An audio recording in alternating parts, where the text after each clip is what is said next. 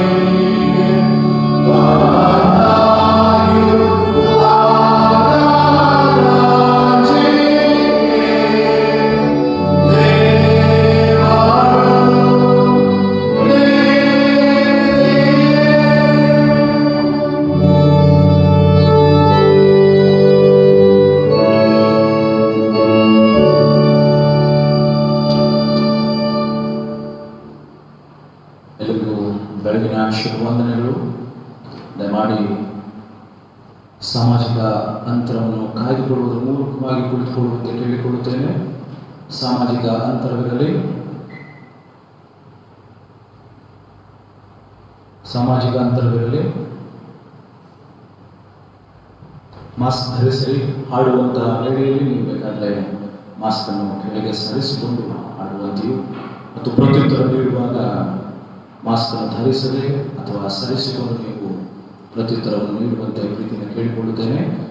ನಿಯಮಗಳು ಬಹಳ ಕಟ್ಟುನಿಟ್ಟಿರುವುದರಿಂದ ಈ ಹೊತ್ತು ಮತ್ತು ಮುಂದಿನ ವಾರ 18ನೇ ತಾರೀಕಿನವರೆಗೂ ಮಾತ್ರ ಈ ನಿಯಮಗಳು ನಮಗೆ ಅನ್ವಯವಾಗ್ತದೆ. ಹಾಗಾಗಿ ಒಂದು ವೇಳೆ ನಾವು ನಿಯಮಗಳನ್ನು ಸರಿಯಾಗಿ ಪಾಲಿಸದೆ ಹೋದರೆ ಮತ್ತೊಂದು ಆವರ್ತಿ ಲಾಕ್ಡೌನ್ ಆಗುವ ಸಾಧ್ಯತೆ ಇರುವುದರಿಂದ ದಯಮಾಡಿ ನಿಗಾ ವಹಿಸಿ, ಎಚ್ಚರಿಕೆ ವಹಿಸಿ, ಜಾಗರೂಕತೆಯಿಂದ ಈ ನಿಯಮಗಳನ್ನು ಶ್ರದ್ಧೆಯಿಂದ ಪಾಲಿಸಬೇಕೆಂಬುದಾಗಿ ಪ್ರೀತಿಯಿಂದ ನಾನು ಕೇಳಿಕೊಳ್ತೇನೆ. ಕರ್ತನ ಬೋಧನಾ ಸಂಸ್ಕಾರದ ಸ್ಥಿರೀಕರಣದ ಆರಾಧನಾ ಕ್ರಮ 21ನೇ ಪುಟವನ್ನು ಅನುಸರಿಸೋಣ. ಆರಾಧನಾ ಕ್ರಮ 21ನೇ ಪುಟ. ಪ್ರಾರ್ಥನೆ ಮಾಡೋಣ. ಸರ್ವಶಕ್ತನಾದ ದೇವರಿಗೆ ನಿನಗೆ ಎಲ್ಲ ಹೃದಯಗಳು ಬಡವೆಯಾಗಿವೆ, ಎಲ್ಲ ಆಶೆಗಳು ಗೊತ್ತಾಗಿವೆ. ನಿನಗೆ ತಿಳಿಯಲು ಗೊತ್ತು ಒಂದೂ ಇಲ್ಲ. ನಾವು ನಿನ್ನನ್ನು ಯಥಾರ್ಥವಾಗಿ ಪ್ರೀತಿಸುವಂತೆಯೂ ನಿನ್ನ ಪವಿತ್ರ ನಾಮವನ್ನು ಯೋಗ್ಯವಾಗಿ ಘನಪಡಿಸುವಂತೆಯೂ ನಮ್ಮ ಹೃದಯದ ಯೋಚನೆಗಳನ್ನು ನಿನ್ನ ಪವಿತ್ರಾತ್ಮನ ಪ್ರೇರಣೆಯನ್ನು ಶುದ್ಧೀಕರಿಸಬೇಕೆಂದು ನಮ್ಮ ಕರ್ತನಾದ ಕ್ರಿಸ್ತನ ಮುಖಾಂತರ ನಿನ್ನನ್ನು ಬೇಡಿಕೊಳ್ಳುತ್ತೇವೆ. ಆಮೇಲೆ ಮೇರಣ ಲೋಕದಲ್ಲಿ ಮನುಷ್ಯರಿಗೆ ಸಮಾಧಾನ, ದೇವರೊಳಗೆ ಒಲಿಯುತ್ತಾರೆ. ಕರ್ತನೆ ಪರಲೋಕದ ಅರಸನೇ, ಸರ್ವಶಕ್ತನಾದ ತಂದೆಯಾಗಿರುವ ದೇವರೇ, ನಾವು ನಮ್ಮ ಮಹಾಪ್ರಭಾವವನ್ನು ನೆಲೆಸಿ ನಿನ್ನನ್ನು ಸ್ತುತಿಸುತ್ತೇವೆ, ನಿನ್ನನ್ನು ಕೊಂಡಾಡುತ್ತೇವೆ, ನಿನ್ನನ್ನು ಆರಾಧಿಸುತ್ತೇವೆ, ನಿನ್ನನ್ನು ಘನಪಡಿಸುತ್ತೇವೆ, ನಿನಗೆ ಕೃತಜ್ಞತಾ ಸ್ತೋತ್ರ ಸಲ್ಲಿಸುತ್ತೇವೆ. ಪ್ರಭುವೇ, ದೇವರ ಒಬ್ಬನೇ ಮಗನಾಗಿರುವ ಯೇಸು ಕ್ರಿಸ್ತನೇ, ಪ್ರಭುವಾದ ದೇವರೇ, ದೇವರು ನೇಮಿಸಿದ ಏಕಪಕ್ಷವಾಗಿರುವ ಆತನೇ, ಲೋಕದ ಪಾಪವನ್ನು ಹೊತ್ತುಕೊಂಡು ಹೋಗುವ ದೇವಕುಮಾರನೇ, ನಮ್ಮನ್ನು ಕರುಣಿಸು. ಲೋಕದ ಪಾಪವನ್ನು ಹೊತ್ತುಕೊಂಡು ಹೋಗುವ ಆತನೇ, ನಮ್ಮ ವಿಜ್ಞಾಪನೆಯನ್ನು ಲಾಲಿಸು. ತಂದೆಯ ದೇವರ ಬಲಪಾರ್ಶ್ವದಲ್ಲಿ ಕೂತಿರುವ ಆತನೇ, ನಮ್ಮನ್ನು ಕರುಣಿಸು. ನೀನೊಬ್ಬನೇ ಪವಿತ್ರನು, ನೀನೊಬ್ಬನೇ ಪ್ರಭು ಕ್ರಿಸ್ತ, ನೀನೊಬ್ಬನೇ ಪವಿತ್ರ ಆತ್ಮನೊಂದಿಗೆ ಕೂಡಿ ತಂದೆಯ ದೇವರ ಪ್ರಭಾವದಲ್ಲಿ ಮಹೋನ್ನತನಾಗಿದೆ. ಆಮೆನ್. ಪ್ರಿಯ ದೇವರ ಪರಿಶುದ್ಧ ವಾಕ್ಯವನ್ನು ಕೇಳುವುದಕ್ಕೂ ಕರ್ತನ ದೇವರನ್ನು ಸ್ವೀಕರಿಸುವುದಕ್ಕೂ ನಾವು ಕೂಡಿ ಬಂದಿದ್ದೇವೆ. ಆದುದರಿಂದ ನಾವು ಮಾನಸಾಂತರದಿಂದಲೂ ನಂಬಿಕೆಯಿಂದಲೂ ದೇವರ ಸನ್ನಿಧಿಗೆ ಬರುವ ಹಾಗೆ ಆತನ ಕೃಪಾ ಸಹಾಯವನ್ನು ಕೋರುವವರಾಗಿ ಎಲ್ಲರೂ ಮೊಣಕಾಲುವುದರಾಗಿ ತಗ್ಗಿದ ಹೃದಯದಿಂದ ದೇವ ಮನಸ್ಸಿನಿಂದ ಮೌನವಾಗಿದ್ದು ನಮ್ಮನ್ನು ಪರೀಕ್ಷಿಸಿಕೊಳ್ಳೋಣ. ಮೊಣಕಾಲುವುದಕ್ಕೆ ಸಾಧ್ಯವಾದಷ್ಟು ಮೊಣಕಾಲುವಂತೆ ಕೇಳಿಕೊಳ್ಳುತ್ತೇನೆ. ಪ್ರಿಯರೇ, ನೀವು ನಿಮ್ಮ ಪಾಪಗಳ ನಿಮಿತ್ತ ನಿಜವಾಗಿ ಪಶ್ಚಾತ್ತಾಪ ಪಡುವವರಾಗಿದ್ದೀರೋ, ನಿಮ್ಮ ನೆರೆಹೊರೆಯವರನ್ನು ಪ್ರೀತಿಸಿ ನಿಮಗೆ ತಪ್ಪು ಮಾಡಿದವರನ್ನು ಮನ್ನಿಸುವವರಾಗಿದ್ದೀರೋ, ದೇವರಾಜ್ಞೆಗಳನ್ನು ಅನುಸರಿಸುತ್ತಾ ಆತನು ತೋರಿಸುವ ಸನ್ಮಾರ್ಗವನ್ನು ಬಿಡಿದು ಇಂದಿನಿಂದ ಅದರಲ್ಲಿ ನಡೆದುಕೊಳ್ಳುವುದಾಗಿ ನಿಶ್ಚಯಿಸಿಕೊಂಡಿದ್ದೀರೋ, ಹಾಗಾದರೆ ನಮ್ಮ ಕರ್ತನಾದ ಯೇಸು ಕ್ರಿಸ್ತನ ಮೂಲಕ ನೀವು ಪುನಃ ಸರ್ವಶಕ್ತನಾದ ದೇವರೊಂದಿಗೆ ಸಮಾಧಾನವಾಗುವ ಹಾಗೆ ದೇವ ಮನಸ್ಸಿನಿಂದ ಯಥಾರ್ಥವಾಗಿ ವಿನಯದೊಡನೆ ಪಾಪಗಳನ್ನು ಅರಿಕೆ ಮಾಡಿಕೊಳ್ಳಬೇಕು. ಕ್ಷಣ ಹೊತ್ತು ನಾವು ಮೊಣಕಾಲುವುದರಾಗಿ ಮೌನವಾಗಿದ್ದು ನಮ್ಮ ತಪ್ಪು ಅಪರಾಧಗಳೆಲ್ಲವನ್ನು ಮನ್ನಿಸುವುದಾಗಿ ಕೇಳಿಕೊಳ್ಳೋಣ. ಪ್ರಾರ್ಥನಾ ಪೂರ್ವಕವಾಗಿ ಸಂಗೀತಗಳಲ್ಲಿ 152ನೇ ಸಂಗೀತದ ಮೊದಲ ಚರಣ, ಕೈಯಲ್ಲಿ ಒಂದು ಇಲ್ಲದೆ ನಿನ್ನ ಹತ್ರ ಬಂದೆ ಕರ್ತನೆ, ನೀ ಸತ್ತಿ ನನಗಾಗಿ ಪಾಪಾತ್ಮ ದೃಷ್ಟಿ ಸೇರಿಸು ಎಂಬ ಗೀತೆಯನ್ನು ಪ್ರಾರ್ಥನಾ ಪೂರ್ವಕವಾಗಿ ಹೃದಯಾಂತರಾಳದಿಂದ ಹಾಡಿ.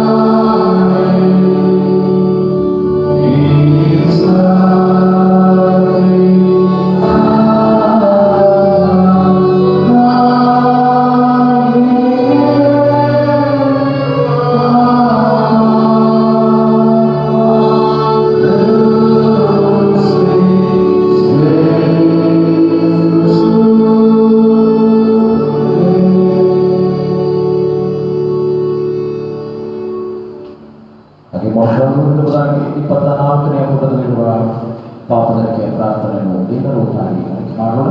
ಪುಟ 24. ಪರಮ ತಂದೆಯೇ, ನಾವು ನಿನ್ನನ್ನು ಮನೆಯಲ್ಲಿ ವಿರೋಧವಾಗಿ ಪಾಪ ಮಾಡಿದ್ದೇವೆ, ಒಪ್ಪಿಕೊಳ್ಳುತ್ತೇವೆ. ನಾವು ಬೆಳಕಿನಲ್ಲಿ ನಡೆಯುತ್ತೇವೆ, ಕತ್ತಲೆಯಲ್ಲಿ ನಡೆಯುತ್ತೇವೆ. ನಾವು ಕ್ರಿಸ್ತನ ಹೆಸರನ್ನು ಹೇಳಿಕೊಂಡಿದ್ದಾಗಿಯೂ ಪಾಪವನ್ನು ಮಾಡಲಿಲ್ಲ. ದಯವಿಟ್ಟು ನಮ್ಮನ್ನು ಕರುಣಿಸು. ಯೇಸು ಕ್ರಿಸ್ತನ ನಿರಂತರ ಪಾಪಗಳನ್ನು ಮನ್ನಿಸು. ನಿನ್ನ ಪವಿತ್ರಾತ್ಮನ ಮೂಲಕ ನಮ್ಮನ್ನು ಶುದ್ಧ ಮಾಡು. ನಮ್ಮ ಮನಸ್ಸಾಕ್ಷಿಯನ್ನು ಚೇತನಗೊಳಿಸು. ಇತರರು ನಮಗೆ ಮಾಡಿದ ತಪ್ಪುಗಳನ್ನು ಕ್ಷಮಿಸಲು ನಮಗೆ ಶಕ್ತಿ ಕೊಡು. ಏಕೆಂದರೆ ನಾವು ನೂತನ ಸ್ವಭಾವವುಳ್ಳವರಾಗಿ ನಿನ್ನನ್ನು ಸೇರಿಸಿ ನಿನ್ನ ಪವಿತ್ರ ನಾಮಕ್ಕೆ ಘನವನ್ನು ಸಲ್ಲಿಸುವಂತೆ ಅನುಗ್ರಹಿಸು. ಆಮೆನ್.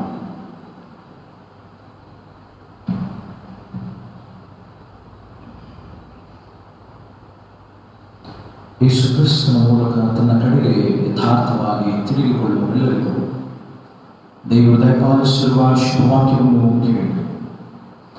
ಕ್ರಿಸ್ತ ಯೇಸು ಪಾಪಗಳನ್ನು ರಕ್ಷಿಸುವುದಕ್ಕೋಸ್ಕರ ಲೋಕಕ್ಕೆ ಬಂದನೆಂಬ ವಾಕ್ಯವು ನಂಬತಕ್ಕದ್ದಾಗಿಯೂ ಸರ್ವಾಂಗೀಕಾರಕ್ಕೆ ಯೋಗ್ಯವಾದದಾಗಿಯೂ ಅದೇ. ಯಾರಾದರೂ ಪಾಪ ಮಾಡಿದರೆ ತಂದೆ ಬಳಿಯಲ್ಲಿ ನೀತಿವಂತನಾದ ಯೇಸು ಕ್ರಿಸ್ತನೆಂಬ ಸಹಾಯಕನು ನಮಗಿದ್ದಾನೆ. ಆತನು ನಮ್ಮ ಪಾಪಗಳನ್ನು ನಿವಾರಣೆ ಮಾಡುವ ಯಜ್ಞವಾಗಿದ್ದಾನೆ. ನಮ್ಮ ಪರಮ ತಂದೆಯು ಸರ್ವಶಕ್ತನೂ ಆಗಿರುವ ದೇವರು ತನ್ನ ಕಡೆಗೆ ಪೂರ್ಣವಾದ ಸಾಂತರದಿಂದಲೂ ಯಥಾರ್ಥವಾದ ನಂಬಿಕೆಯಿಂದಲೂ ತೆಗೆದುಕೊಂಡು ತಮ್ಮ ಸಹೋದರಿಯರು ತಮಗೆ ಮಾಡಿದ ತಪ್ಪುಗಳನ್ನು ಕ್ಷಮಿಸಿದರೆಲ್ಲರಿಗೆ ಪಾಪ ಕ್ಷಮೆಯನ್ನು ಕೊಡುತ್ತೇನೆಂದು ತನ್ನ ಅಪಾರಕರನೆಲ್ಲ ವಾಗ್ದಾನ ಮಾಡಿದ್ದಾನೆ. ಆತನು ನಮ್ಮ ಕರ್ತನಾದ ಯೇಸು ಕ್ರಿಸ್ತನ ಮೂಲಕ ನಿಮ್ಮ ಮೇಲೆ ಕರುಣೆ ಇಟ್ಟು ನಿಮ್ಮ ಪಾಪಗಳನ್ನೆಲ್ಲ ಕ್ಷಮಿಸಿ ಅವುಗಳಿಗೆ ನಮ್ಮನ್ನು ಬಿಡಿಸಿ ಎಲ್ಲ ಸದಾಚಾರದಲ್ಲಿ ನಿಮ್ಮನ್ನು ನೆಲೆಗೊಳಿಸಿ ಬಲಪಡಿಸಿ ನಿತ್ಯ ಜೀವದಲ್ಲಿ ಸೇರಿಸಲಿ. ಆಮೆನ್.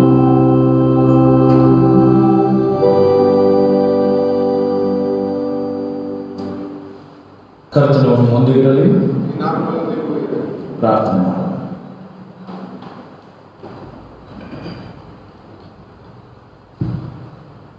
ಪ್ರೀತಿ ಸ್ವರೂಪನಾದ ಸ್ವರ್ಗೀಯ ದೇವರೇ, ನಿನ್ನ ನಾಮಕ್ಕೆ ಸ್ತುತಿಯು ಮಹಿಮೆಯು ನಿತ್ಯ ಕಾಲಕ್ಕೂ ಆಗಲಿ.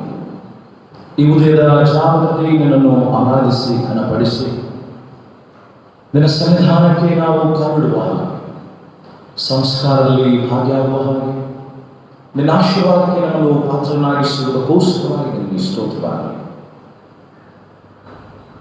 ಈ ಸಮಯದಲ್ಲಿ, ಈ ಕ್ಷಣದಲ್ಲಿ ನಿನ್ನನ್ನು ಆರಾಧಿಸುವಂತಹ ಪ್ರತಿ ಆರಾಧನೆಯಲ್ಲಿ ನಿನ್ನ ಭಕ್ತರ ಸಂಗಡ ನಿನ್ನ ಆತ್ಮನ ಆವರಿಸುವಿಕೆಯನ್ನು ದಯಪಾಲಿಸು. ನಿನ್ನ ಪ್ರಸನ್ನ ಭಾವದ ಸಾನ್ನಿಧ್ಯದ ಪ್ರಭೆಯು ಎಲ್ಲರನ್ನು ಮುತ್ತಿಕೊಳ್ಳುವ ಹಾಗೆ ಮಾಡಿ. ನಿನ್ನ ಆತ್ಮನ ಆಲೋಚನೆ ನಮ್ಮ ಆಲೋಚನೆಯಾಗಲಿ. ನಿನ್ನನ್ನು ಆರಾಧಿಸುವಂತ ಘನಪಡಿಸುವಂತ ನಾವು ಶ್ರದ್ಧೆಯಿಂದ, ಉಲ್ಲಾಸದಿಂದ, ಸಂತಸದಿಂದ ಆರಾಧಿಸಿ ಘನಪಡಿಸುವ ಹಾಗೆಯೂ ನಿನ್ನ ಆಶೀರ್ವಾದಕ್ಕೆ ನಾವು ಪಾತ್ರರಾಗುವ ಹಾಗೆಯೂ ನಮ್ಮನ್ನು ಸಹಾಯ ಮಾಡಿ. ನಿನ್ನ ವಾಕ್ಯದ ಮೂಲಕವಾಗಿ ನಮ್ಮೊಡನೆ ಮಾತನಾಡಿ ನಿನ್ನ ವಾಕ್ಯದ ಉಪದೇಶವು ನಮ್ಮ ಜೀವಿತವನ್ನು ರೂಪಿಸಿ ಕಟ್ಟಿಕೊಳ್ಳುವುದಕ್ಕೂ ಅದಕ್ಕನುಸಾರವಾಗಿ ನಾವು ಬದ್ಧರಾಗಿ ಧೇಯರಾಗಿ ನಿಷ್ಠೆಯಿಂದ ಪ್ರಾಮಾಣಿಕತೆಯಿಂದ ಜೀವಿಸುವುದಕ್ಕೆ ನಮಗೆ ಸಹಾಯಿಸು. ಎಲ್ಲ ಘನವೂ ಮಾನವ ಮಹಿಮೆಯು ನಿನಗೊಬ್ಬನಿಗೆ ಸಲ್ಲಿಸುತ್ತೇವೆ. ನಿನ್ನೊಬ್ಬನೇ ಮಾನಕ್ಕೂ ಘನತೆಗೂ ಆರಾಧನೆಗೂ ಯೋಗ್ಯನಾಗಿರುವುದರಿಂದ ನಿನ್ನ ಈ ಮಾರ್ಗದಲ್ಲಿ ನಾವು ಜೀವಿಸುತ್ತಾ ಸಾಕ್ಷಿಗಳಾಗಿ ಮಾದರಿಯಾಗಿ ಜೀವಿಸುವುದಕ್ಕೆ ಸಹಾಯಿಸು. ಹಲವು ದಿವಸಗಳ ನಂತರ ಮತ್ತು ಆವೃತ್ತಿ ನಿನ್ನ ಪರಿಶುದ್ಧ ಸನ್ನಿಧಾನಕ್ಕೆ ಬರುವಂಥ ಕೃಪೆ, ನಡೆಸುವಿಕೆ, ನಿನ್ನ ಪ್ರೇರಣೆ ಕೊಟ್ಟಂಥ ಈ ಸದಾವಕಾಶ, ಈ ಭಾಗ್ಯಕರವಾದಂತಹ ಸಂಗತಿಗೆ ಮನದಾಳದ ಕೃತಜ್ಞತೆಗಳನ್ನು, ಉಪಕಾರಗಳನ್ನು ಹೇಳುವುದಾಗಿದೆ. ನಮ್ಮೆಲ್ಲ ರೀತಿಯಾದಂತಹ ಜೀವನದ ಪ್ರತಿ ಕ್ಷಣದಲ್ಲಿ ಜೊತೆಗಾರನಾಗಿ ಸಾಕಿದ್ದೆ, ಸಲಹಿದ್ದಿ, ಸಂರಕ್ಷಿಸಿದ್ದಿ, ಪೋಷಿಸಿದ್ದಿ, ಪರಾಮರಿಸಿದ್ದಿ. ಕೊಟ್ಟಂಥ ಆಶೀರ್ವಾದಗಳು, ವರದಾನಗಳು, ಕೃಪಾ ವರದಾನಗಳು, ಅದ್ಭುತ ಮಹತ್ವಗಳ ಮೂಲಕವಾಗಿ ನಿನ್ನ ದೂತರ ಕಾವಲಿನೊಂದಿಗೆ ನಿನ್ನ ಆತ್ಮನ ಪ್ರೇರಣೆಯೊಂದಿಗೆ ಮುನ್ನಡೆಸೋದಕ್ಕೋಸ್ಕರವಾಗಿ ನಿನಗೆ ತುಂಬ ಹೃದಯದ ಉಪಕಾರಗಳನ್ನು ಹೇಳ್ತೇವೆ. ಈ ಆರಾಧನೆಯು ನಮ್ಮ ಜೀವಿತವನ್ನು ರೂಪಿಸುವುದಕ್ಕೂ ನಿನ್ನ ಮಾರ್ಗದಲ್ಲಿ ನಾವು ನಡೆಯುವುದಕ್ಕೂ ಸಹಾಯಕವಾಗಿರಲಿ. ಯೇಸುವಿನ ನಾಮದಲ್ಲಿ ಈ ಪ್ರಾರ್ಥನೆಯನ್ನು ಬೇಡುತ್ತೇವೆ. ಆಮೆನ್. ಇದಕ್ಕೆ ನೇಮಕವಾದಂತಹ ಮೊದಲ ವಾಕ್ಯಪಾರಣವನ್ನು ಹರಿವಂತಕ್ಕೆ ಆಲಿಸೋಣ.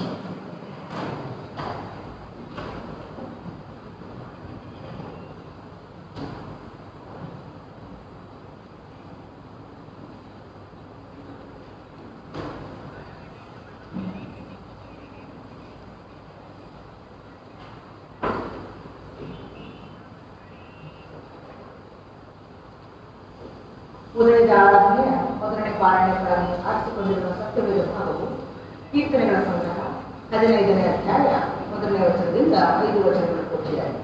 ಕೀರ್ತನೆಗಳ ಸಂಗ್ರಹ ಅಧ್ಯಾಯ 15 1ನೇ ವಚನದಿಂದ 5 ವಚನಗಳ ಪೂರ್ತಿಯಾಗಿದೆ. ಯೆಹೋವನ ಸನ್ನಿಧಿಗೆ ಯೋಗ್ಯರು ಯಾರು? ಯೆಹೋವನೇ, ನಿನ್ನ ಗುಡಾರದಲ್ಲಿ ಇಳಿದುಕೊಂಡಿರುವುದಕ್ಕೆ ಯೋಗ್ಯನು ಯಾವನು? ನಿನ್ನ ಪರಿಶುದ್ಧ ಪರ್ವತದಲ್ಲಿ ವಾಸಿಸತಕ್ಕವನು ಎಂಥವನಾಗಿರಬೇಕು? ಅವನು ಸಜ್ಜನನು, ನೀತಿವಂತನು, ಮನಪೂರ್ವಕವಾಗಿ ಸತ್ಯವಚನವನ್ನಾಡುವವನು ಆಗಿರಬೇಕು. ಅವನು ಚಾಡಿಯನ್ನು ಬೆಳೆದವನು, ಮತ್ತೊಬ್ಬರಿಗೆ ಅನ್ಯಾಯ ಮಾಡದವನು, ಯಾರನ್ನೂ ನಿಂದಿಸಿದವನು ಆಗಿರಬೇಕು. ಅವನು ಭ್ರಷ್ಟರನ್ನು ಜರಿದು ಬಿಟ್ಟವನು, ಯೆಹೋವನಿಗೆ ಭಯಭಕ್ತಿಯುಳ್ಳವರನ್ನು ಸನ್ಮಾನಿಸುವವನು, ನಷ್ಟವಾದರೂ ಪ್ರಮಾಣ ತಪ್ಪದವನು ಆಗಿರಬೇಕು. ಅವನು ಸಾಲಕ್ಕೆ ಬಡ್ಡಿ ಕೇಳದವನು, ನಿರಪರಾಧಿಯ ಕೇಡಿಗಾಗಿ ಲಂಚ ತೆಗೆದುಕೊಳ್ಳದವನು ಆಗಿರಬೇಕು. ಇಂಥವನು ಎಂದಿಗೂ ಕದರುವುದಿಲ್ಲ. ದೇವರೇ ನಿಮಗೆ ಸ್ತೋತ್ರವಾಗಲಿ. ಪತ್ರಿಕಾ ಭಾಗದಿಂದ ದೇವರ ಮಕ್ಕಳ ಪಾರಾಯಣ ಮಾಡಿಸೋಣ.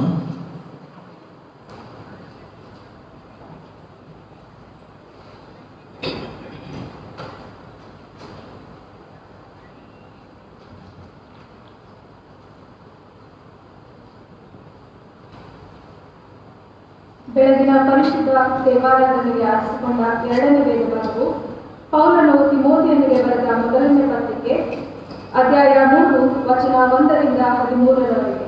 ಪೌಲನು ತಿಮೋಥೆಯನಿಗೆ ಬರೆದ ಮೊದಲನೇ ಪತ್ರಿಕೆ ಅಧ್ಯಾಯ 3 ವಚನ 1ರಿಂದ 13ರವರೆಗೆ. ಸಭಾಧ್ಯಕ್ಷರು ಸಭಾ ಸೇವಕರು ಯೋಗ್ಯರಾಗಿರಬೇಕು. ಸಭಾಧ್ಯಕ್ಷನ ಉದ್ಯೋಗವನ್ನು ಪಡ್ಕೊಳ್ಳಬೇಕೆಂದಿರುವವನು ಒಳ್ಳೆಯ ಕೆಲಸವನ್ನು ಅಪೇಕ್ಷಿಸುವವನಾಗಿದ್ದಾನೆಂಬ ಮಾತು ನಂಬತಕ್ಕದ್ದಾಗಿದೆ. ಸಭಾಧ್ಯಕ್ಷನು ದೋಷಾರೋಪಣೆ ಇಲ್ಲದವನು, ಏಕಪತ್ನಿಯುಳ್ಳವನು, ಮದ್ಯಾಸಕ್ತಿಯಿಲ್ಲದವನು, ಜಿತೇಂದ್ರಿಯನು, ಮಾನಸ್ಥನು, ಅತಿಥಿ ಸತ್ಕಾರವನ್ನು ಮಾಡುವವನು, ಬೋಧಿಸುವುದರಲ್ಲಿ ಪ್ರವೀಣನು ಆಗಿರಬೇಕು. ಅವನು ಕುಡಿದು ಜಗಳವಾಡುವವನು, ಹೊಡೆದಾಡುವವನು ಆಗಿರಬಾರದು. ಸಾತ್ವಿಕನು, ಕುತರ್ಕ ಮಾಡದವನು, ದ್ರವ್ಯಾಶಯ ಇಲ್ಲದವನು ಆಗಿರಬೇಕು. ಪೂರ್ಣ ಗೌರವದಿಂದ ತನ್ನ ಮಕ್ಕಳನ್ನು ಅಧೀನದಲ್ಲಿಟ್ಟುಕೊಂಡು ಸ್ವಂತ ಮನೆಯವರನ್ನು ಚೆನ್ನಾಗಿ ಆಳುವವನಾಗಿರಬೇಕು. ಸ್ವಂತ ಮನೆಯವರನ್ನು ಆಳುವುದಕ್ಕೆ ತಿಳಿಯದವನು ದೇವರ ಸಭೆಯನ್ನು ಹೇಗೆ ಪರಾಮರಿಸುವನು? ಅವನು ಹೊಸದಾಗಿ ಸಭೆಯನ್ನು ಸೇರಿದವನಾಗಿರಬಾರದು. ಅಂಥವನಾದರೆ ಉಬ್ಬಿಕೊಂಡು ಸೈತಾನನಿಗೆ ಪ್ರಾಪ್ತವಾದ ಶಿಕ್ಷಾವಿಧಿಗೆ ಒಳಗಾದನು.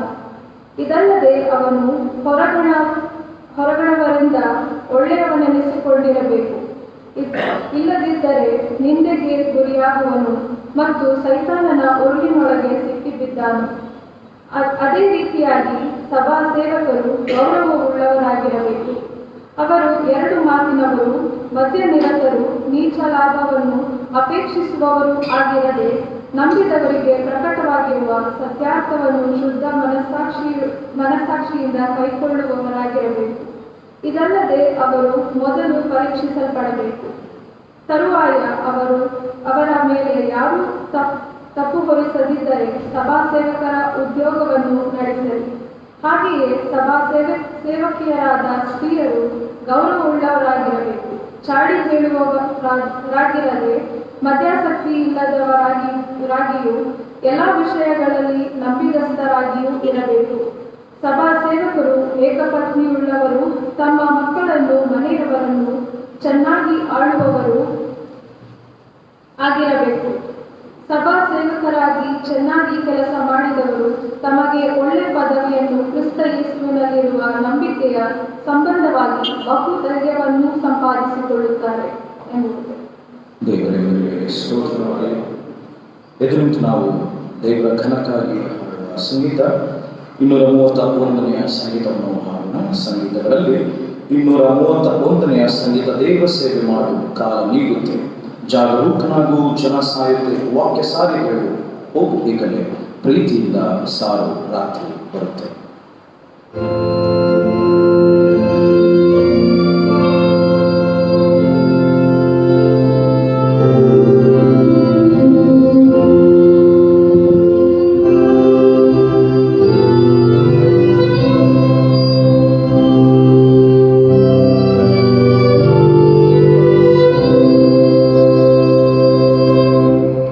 Deus,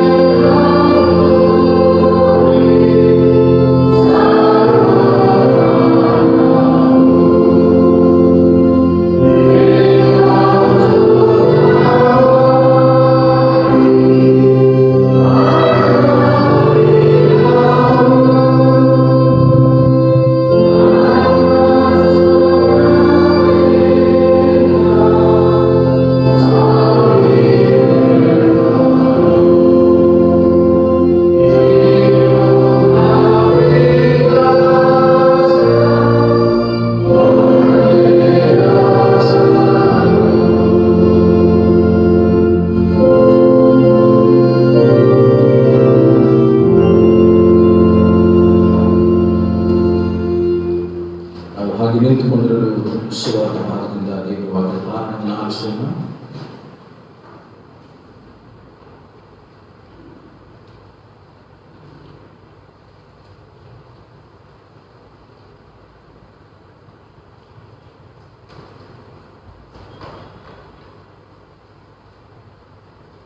ಪರಿಶುದ್ಧ ದಿನದಂದು ದೇವರ ಹೊರತು ಶ್ರೀ ಮಾರ್ಕನ ಬರೆದ ಸುವಾರ್ತೆ 10ನೇ ಅಧ್ಯಾಯ 35 ವರ್ಷದಿಂದ 45 ವರ್ಷ. ಶ್ರೀ ಮಾರ್ಕನ ಬರೆದ ಸುವಾರ್ತೆ 10ನೇ ಅಧ್ಯಾಯ 35 ವರ್ಷದಿಂದ 45 ವರ್ಷ.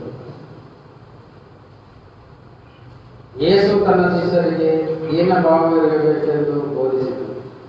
ಆಗ ಜೆಬುದಾಯನ ಮಕ್ಕಳಾದ ಯಾಕೋಬ ಯೋಹಾನರು ಆತನ ಬಳಿಗೆ ಬಂದು ಆತನಿಗೆ, ಗುರುವೇ, ನಾವು ಒಂದನ್ನು ಕೇಳಿಕೊಳ್ಳುತ್ತೇವೆ, ಅದನ್ನು ನಮಗೋಸ್ಕರ ನಡೆಸಿಕೊಡಬೇಕೆಂದು ಹೇಳಿದರು. ಆತನು ಅವರನ್ನು, ನಿನಗೇನು ನಡೆಸಿಕೊಡಬೇಕೆಂದು ಕೇಳಲು ಅವರು, ನಿನಗೆ ಮಹಾಪದವಿ ಬಂದಾಗ ನಮ್ಮಲ್ಲಿ ಒಬ್ಬನು ನಿನ್ನ ಬಲಗಡೆಯಲ್ಲಿಯೂ ಮತ್ತೊಬ್ಬನು ನಿನ್ನ ಎಡಗಡೆಯಲ್ಲಿಯೂ ಕೂತುಕೊಳ್ಳುವಂತೆ ನಮಗೆ ಅನುಗ್ರಹ ಮಾಡಬೇಕು ಅಂದರು. ಆದರೆ ಯೇಸು ಅವರನ್ನು, ನೀವು ಬೇಡಿಕೊಂಡದ್ದೆಂದು ಏನೆಂದು ನಿಮಗೆ ತಿಳಿಯದು. ನಾನು ಕುಡಿಯುವ ಪಾತ್ರೆಯಲ್ಲಿ ಕುಡಿಯುವುದು ನಿಮ್ಮಿಂದಾಗಿದೆ, ನನಗಾಗುವ ದೀಕ್ಷಾಸ್ನಾನವನ್ನು ಹೊಂದುವುದು ನಿಮ್ಮಿಂದಾಗಿದೆ ಎಂದು ಕೇಳಲು ಅವರು ಆಗಬಾರದು ಅಂದರು. ಆಗ ಯೇಸು ಅವರಿಗೆ, ನಾನು ಕುಡಿಯುವ ಪಾತ್ರೆಯಲ್ಲಿ ಕುಡಿಯುವಿರಿ, ನನಗಾಗುವ ಸ್ನಾನವು ನಿಮಗಾಗುವುದು. ಆದರೆ ನನ್ನ ಬಲಗಡೆಯಲ್ಲಿ ಆದರೂ ಎಡಗಡೆಯಲ್ಲಿ ಆದರೂ ಕೂತುಕೊಳ್ಳುವಂತೆ ಅನುಗ್ರಹ ಮಾಡುವುದು ನನ್ನದಲ್ಲ, ಅದು ಯಾರಿಗೆಂದು ಸಿದ್ಧಪಡಿಸಿದೆಯೋ ಅವರಿಗೆ ಸಿಗುವುದು ಎಂದು ಹೇಳಿದನು. ಉಳಿದ 10 ಮಂದಿ ಶಿಷ್ಯರು ಇದನ್ನು ಕೇಳಿ ಯಾಕೋಬ ಯೋಹಾನರ ಮೇಲೆ ಸಿಟ್ಟಿಗೆದ್ದರು. ಯೇಸು ಅವರನ್ನು ಹತ್ತಿರಕ್ಕೆ ಕರೆದು ಅವರಿಗೆ, ಜನಗಳನ್ನ ಆವರಿಸಿಕೊಳ್ಳುವವರು ಅವರ ಮೇಲೆ ಆಹಾಕಾರದಿಂದ ದೊರೆತನ ಮಾಡುತ್ತಾರೆ ಮತ್ತು ಅವರಲ್ಲಿ ದೊಡ್ಡವರು ಬಲಾತ್ಕಾರದಿಂದ ಅಧಿಕಾರ ನಡೆಸುತ್ತಾರೆ ಎಂದು ನೀವು ಬಲ್ಲಿರಷ್ಟೇ. ಆದರೆ ನಿಮ್ಮಲ್ಲಿ ಆಗಿರಬಾರದು. ನಿಮ್ಮಲ್ಲಿ ದೊಡ್ಡವನಾಗಬೇಕೆಂದಿರುವವನು ನಿಮ್ಮನ್ನು ಸೇವಕನಾಗಿರಬೇಕು, ನಿಮ್ಮಲ್ಲಿ ಮೊದಲನೆಯವನಾಗಿರಬೇಕೆಂದಿರುವವನು ಎಲ್ಲರ ಆಳಾಗಿರಬೇಕು.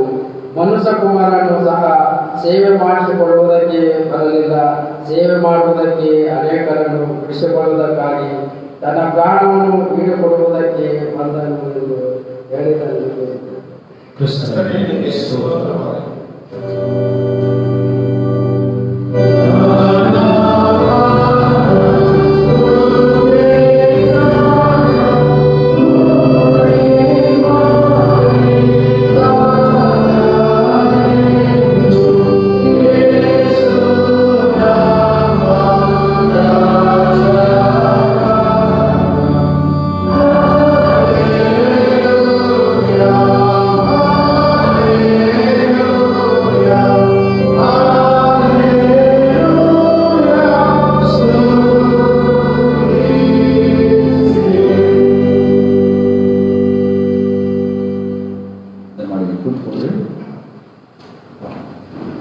ನಾವು ವಾಕ್ಯಧ್ಯಾನಕ್ಕೆ ಶುರು ಮಾಡಿಕೊಳ್ಳುವ ಹಾಗೆ ಕರ್ತ ಸಿದ್ಧವಾಗಿದ್ದೇನೆ, ನನ್ನ ಮಾತಾಡುವ ರೀತಿಯನ್ನು ಹಾಗೆ.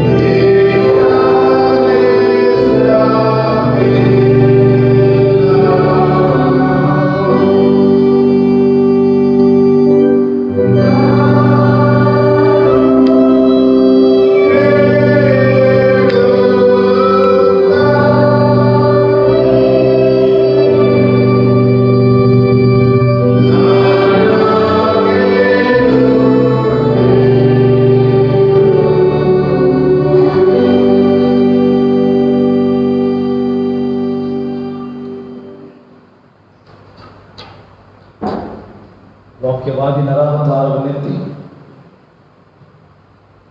ಈ ಧರೆಯೊಳಗೆ ಸೇವಕನಾಗಿ ಆಳಾಗಿ ತನ್ನನ್ನೇ ಸಮರ್ಪಿಸಿಕೊಂಡು ನನ್ನ ತಂದೆಯಾದ ದೇವರಿಗೆ ವಿಧೇಯತೆಯಿಂದ ಜೀವಿಸಿದಂಥ ನಮ್ಮ ಕ್ರಿಸ್ತೇಶನಲ್ಲಿ ದೇವರಿಗೆ ನಾವು ಸ್ತೋತ್ರವಾಗಿದೆ. ನಿನ್ನ ಈ ಪರಿಶುದ್ಧ ವಾಕ್ಯದ ಧ್ಯಾನ ಸೇವಕನ ಗುಣಲಕ್ಷಣ,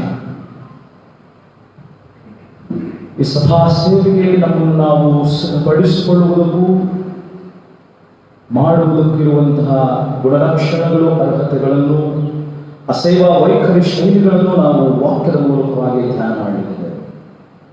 ನಮ್ಮೊಳಗೆ ಮಾತ್ರ ನಮ್ಮ ಹೃದಯದ ಕಣ್ಣುಗಳನ್ನು ತೆರೆ, ನಮ್ಮ ಜೀವನ, ನಮ್ಮ ಸೇವೆ, ನಮ್ಮ ಸಭೆ ಇಡೀ ಪ್ರಪಂಚಕ್ಕೆ ಮಾದರಿಯಾಗಿ, ಸಾಕ್ಷಿಯಾಗಿ ನೀ ಬಯಸುವಂತಹ ರೀತಿಯಲ್ಲಿಯೇ ಜೀವಿಸುವುದಕ್ಕೂ ಸೇವೆ ಮಾಡುವುದಕ್ಕೂ ಸಹಾಯ ಮಾಡಲು ಘನವು, ಮಾನವು, ಮಹಿಮೆಯು ಸೇವಕನಾದ ಯೇಸುವಿನ ಉದಾರ ನಾಮದಲ್ಲಿ ದೀನದಿಂದ ಬೇಡುತ್ತೇವೆ. ಆಮೇಲೆ ಪ್ರೀತಿಯುಳ್ಳ ದೇವಜನರೇ, ಎಲ್ಲರಿಗೂ ಬೆಳಗಿನ ಶುಭ ವಂದನೆಗಳು. ಕ್ರಿಸ್ತನ ಪರಿಶುದ್ಧ ನಾಮದಲ್ಲಿ ಆರೋಗ್ಯ, ಸಮಾಧಾನ, ನೆಮ್ಮದಿ ನೆಚ್ಚಿಗೂ ಇರಲಿ. ದಯಮಾಡಿ ಸಾಮಾಜಿಕ ಅಂತರ ಕಾಯ್ದುಕೊಳ್ಳುವಂತೆ ಕೇಳಿಕೊಳ್ಳುತ್ತೇನೆ.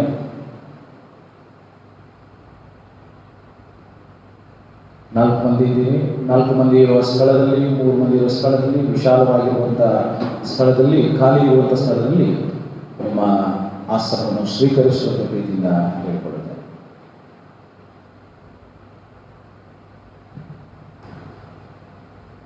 ನಾವು ಇದನ್ನ ಧ್ಯಾನ ಮಾಡಲಿರುವಂತಹ ವಿಷಯ ಚರ್ಚ್ ಮಿನಿಸ್ಟ್ರಿ, ಸಭಾ ಸೇವೆ ಎಂಬುದಾಗಿ ಧ್ಯಾನ ಮಾಡಿದೆ. ಈ ವರ್ಷ 2021 ಚುನಾವಣೆಯ ವರ್ಷ. ಸಭಾಪಾಲನಾ ಸಮಿತಿಯ ಚುನಾವಣೆ ಇದೆ, ಕ್ಷೇತ್ರಗಳ ಚುನಾವಣೆ ಇದೆ, ಪ್ರಾಂತದ ಚುನಾವಣೆ ಇದೆ, ಕೆಲವೆಡೆ ರಾಜಕೀಯದ ವಿಷಯದಲ್ಲೂ ಸಹ ಚುನಾವಣೆ ಇದೆ. ಹಾಗಾಗಿ ಈ ಚುನಾವಣೆ ವರ್ಷದಲ್ಲಿ ಸೂಕ್ತವಾದಂತಹ ಪರಿಚ್ಛೇದಗಳನ್ನು ಆಯ್ದುಕೊಂಡು ನಮ್ಮ ಸಭೆಯಲ್ಲಿಯೂ ಸಹ ಬುಧವಾರ 14ನೇ ತಾರೀಕು ಚುನಾವಣೆ ಇರುವುದರಿಂದ ಸೂಕ್ತವಾದಂತಹ ಈ ಸಮಯದಲ್ಲಿ ದೇವರ ವಾಕ್ಯದ ಮೂಲಕವಾಗಿ ಸಭಾ ಸೇವೆ, ಸಭಾಧ್ಯಕ್ಷನಾಗಿರುವಂತಹ ಸಭಾಪಾಲಕನಾದ ನನಗೆ ಮತ್ತು ಸಭಾ ಸೇವಕರಾಗಿ, ಸಭಾ ಸಮಿತಿಯ ಸದಸ್ಯರಾಗಿ ಆಯ್ಕೆಯಾಗುವಂತಹ ಸಭಾ ಸೇವಕರಿಗಿರುವಂತಹ ಎಲ್ಲ ರೀತಿಯಾದಂತಹ ಗುಣಲಕ್ಷಣಗಳ ವಿಷಯದಲ್ಲಿ ನಾವು ಸೇವೆಯ ಆ ಗೂಢಾರ್ಥ, ಸೇವೆಯ ವೈಖರಿ, ಸೇವೆಯ ಶೈಲಿಗಳು, ಸೇವೆಯ ಉದ್ದೇಶಗಳನ್ನು ಕುರಿತು ನಾವು ಅರ್ಥ ಮಾಡಿಕೊಳ್ಳುವಂಥದ್ದು, ಧ್ಯಾನಿಸುವಂಥದ್ದು, ಮನನ ಮಾಡಿ ಅದರಂತೆ ಜೀವಿಸಬೇಕಾದದ್ದು ನಮ್ಮೆಲ್ಲರ ಆದ್ಯ ಕರ್ತವ್ಯ, ಜವಾಬ್ದಾರಿಯಾಗಿದೆ. ಈ ಸೇವೆಗೆ ಆದರ್ಶ ವ್ಯಕ್ತಿ, ಗುರು, ಅತ್ಯುನ್ನತವಾದಂತಹ ಮನುಷ್ಯ ಬೇರೊಬ್ಬರಾರೂ ಇಲ್ಲ. ನಿಮ್ಮೆಲ್ಲರ ಕರ್ತನಾಗಿರುವ ನಜರೇತಿನ ಯೇಸು ಕ್ರಿಸ್ತನು ಮಾತ್ರವೇ ಆಗಿದ್ದಾನೆ. ಯೇಸು ಕ್ರಿಸ್ತನನ್ನು ಹೊರತುಪಡಿಸಿ ಪ್ರಪಂಚದಲ್ಲಿ ಆಗಲಿ, ಯಾವುದೇ ಸೃಷ್ಟಿಯಲ್ಲಾಗಲಿ ಬೇರೊಬ್ಬ ಗುರುವೂ ಇಲ್ಲ, ಬೇರೊಬ್ಬ ಗಾಡ್ ಫಾದರ್ ಇಲ್ಲ, ಬೇರೊಬ್ಬ ಯಾವುದೇ ರೀತಿಯಾದಂತಹ ವ್ಯಕ್ತಿ ನಮಗೆ ಆದರ್ಶಮಯವಾದಂತಹ, ಗುರುವಾದಂತಹ, ಮಾರ್ಗದರ್ಶಕ, ಸಲಹೆಗಾರ, ಸೂಚನೆ ಕೊಡುವಂತಹವನು, ಮೆಂಟರಿಂಗ್ ಅಥವಾ ಗೈಡ್ ಮಾಡುವಂತಹ ಯಾವುದೇ ವ್ಯಕ್ತಿ ಪ್ರಪಂಚದಲ್ಲಿ ಇಲ್ಲ. ಆತನು ತೋರಿಸಿದಂತಹ ಮಾರ್ಗ, ಆತನ ಮಾತುಗಳು, ಬೋಧನೆಗಳೇ ನಮಗೆ ಸದಾಕಾಲವೂ ಮಾದರಿಯಾಗಿದೆ, ಧ್ಯೇಯವಾಗಿದೆ, ಗುರಿಯಾಗಿದೆ ಎಂಬುದಾಗಿ ನಾವು ಮನನ ಮಾಡಬೇಕಾಗಿದೆ. ಮೊದಲನೇದಾಗಿ ನಾವು ಧ್ಯಾನ ಮಾಡಲಿಕ್ಕಿರುವಂತಹ ವಿಷಯ ತಿಮೋಥೆಯನ ಮೊದಲನೇ ಪತ್ರ 3ನೇ ಅಧ್ಯಾಯದಲ್ಲಿ ಬರೆಯಲ್ಪಟ್ಟಂತೆ ಸಭಾಧ್ಯಕ್ಷನಾದ ಸಭಾಪಾಲಕನಿಗೂ, ಸಭಾ ಸೇವಕಗಳಾದಂತಹ ಸಮಿತಿಯ ಸದಸ್ಯರಿಗೂ ಸಭೆಯಲ್ಲಿ ಇರಬೇಕಾದಂತಹ ಅರ್ಹತೆಗಳ ವಿಷಯದಲ್ಲಿ ನಾವು ಧ್ಯಾನ ಮಾಡುವಂತವರಾಗಿದೆ.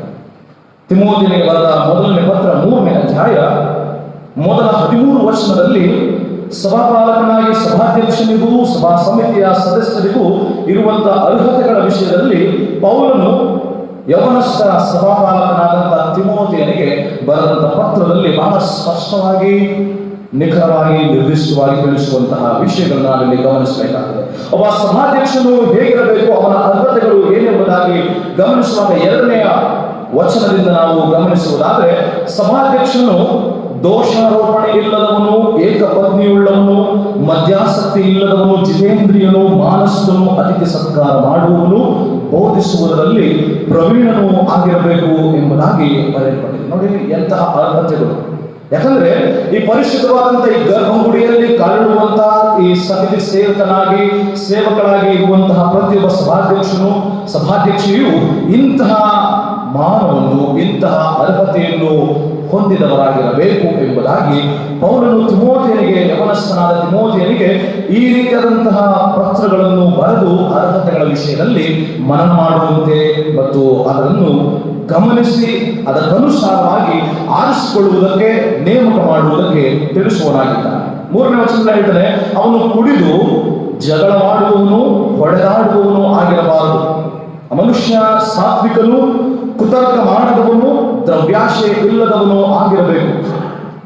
ಪೂರ್ಣ ಗೌರವದಿಂದ ತನ್ನ ಮಕ್ಕಳನ್ನು ಅಧೀನದಲ್ಲಿಟ್ಟುಕೊಂಡು ಸ್ವಂತ ಮನೆಯವರನ್ನು ಚೆನ್ನಾಗಿ ಆಳುವವನಾಗಿರಬೇಕು. ಸ್ವಂತ ಮನೆಯವರನ್ನು ಆಳುವುದಕ್ಕೆ ತಿಳಿಯದವನು ದೇವರ ಸಭೆಯನ್ನು ಹೇಗೆ ಪರಾಂಬರಿಸುವನು ಎಂಬುದಾಗಿ ಈ ಸಭಾಧ್ಯಕ್ಷನ ವಿಷಯದಲ್ಲಿ ಬರೆದಂತಹ ಈ ಮಾತುಗಳು ಅಪ್ಪಟ ಸಹ ಸತ್ಯವಾಗಿ ನೆರವೇರಿಸುವುದಾಗಿರಬೇಕು ಎಂಬುದಾಗಿ ನಾವು ತಿಳ್ಕೊಳ್ಳಬೇಕಾಗ್ತದೆ. ಇದು ನನಗೆ ಮೊದಲ ಪಾಠ, ಇದು ನನಗೆ ಮೊದಲ ಅರ್ಹತೆಯ ಸಂಗತಿಗಳಾಗಿದೆ.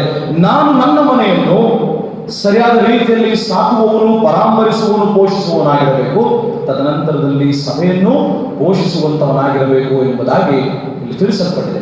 ನಾನು ನನ್ನ ಕುಟುಂಬವನ್ನೇ, ಸಂಸಾರವನ್ನೇ ಸರಿಯಾದಂತ ರೀತಿಯಲ್ಲಿ ನೀಗಿಸದೆ ಹೋದರೆ, ಪೋಷಿಸದೆ ಹೋದರೆ, ಇನ್ನು ಸಭೆಯ ಸದಸ್ಯರನ್ನು ಪೋಷಿಸುವುದಕ್ಕಾಗಲಿ ಪರಾಮರಿಸುವುದಕ್ಕಾಗಲಿ ನನಗೆ ಸಾಮರ್ಥ್ಯವಿರುವುದಕ್ಕೆ ಸಾಧ್ಯವಿಲ್ಲ, ಶಕ್ತಿ ಇಲ್ಲ ಎಂಬುದಾಗಿ ಪೌಲನ ಮಾತುಗಳಾಗಿದೆ.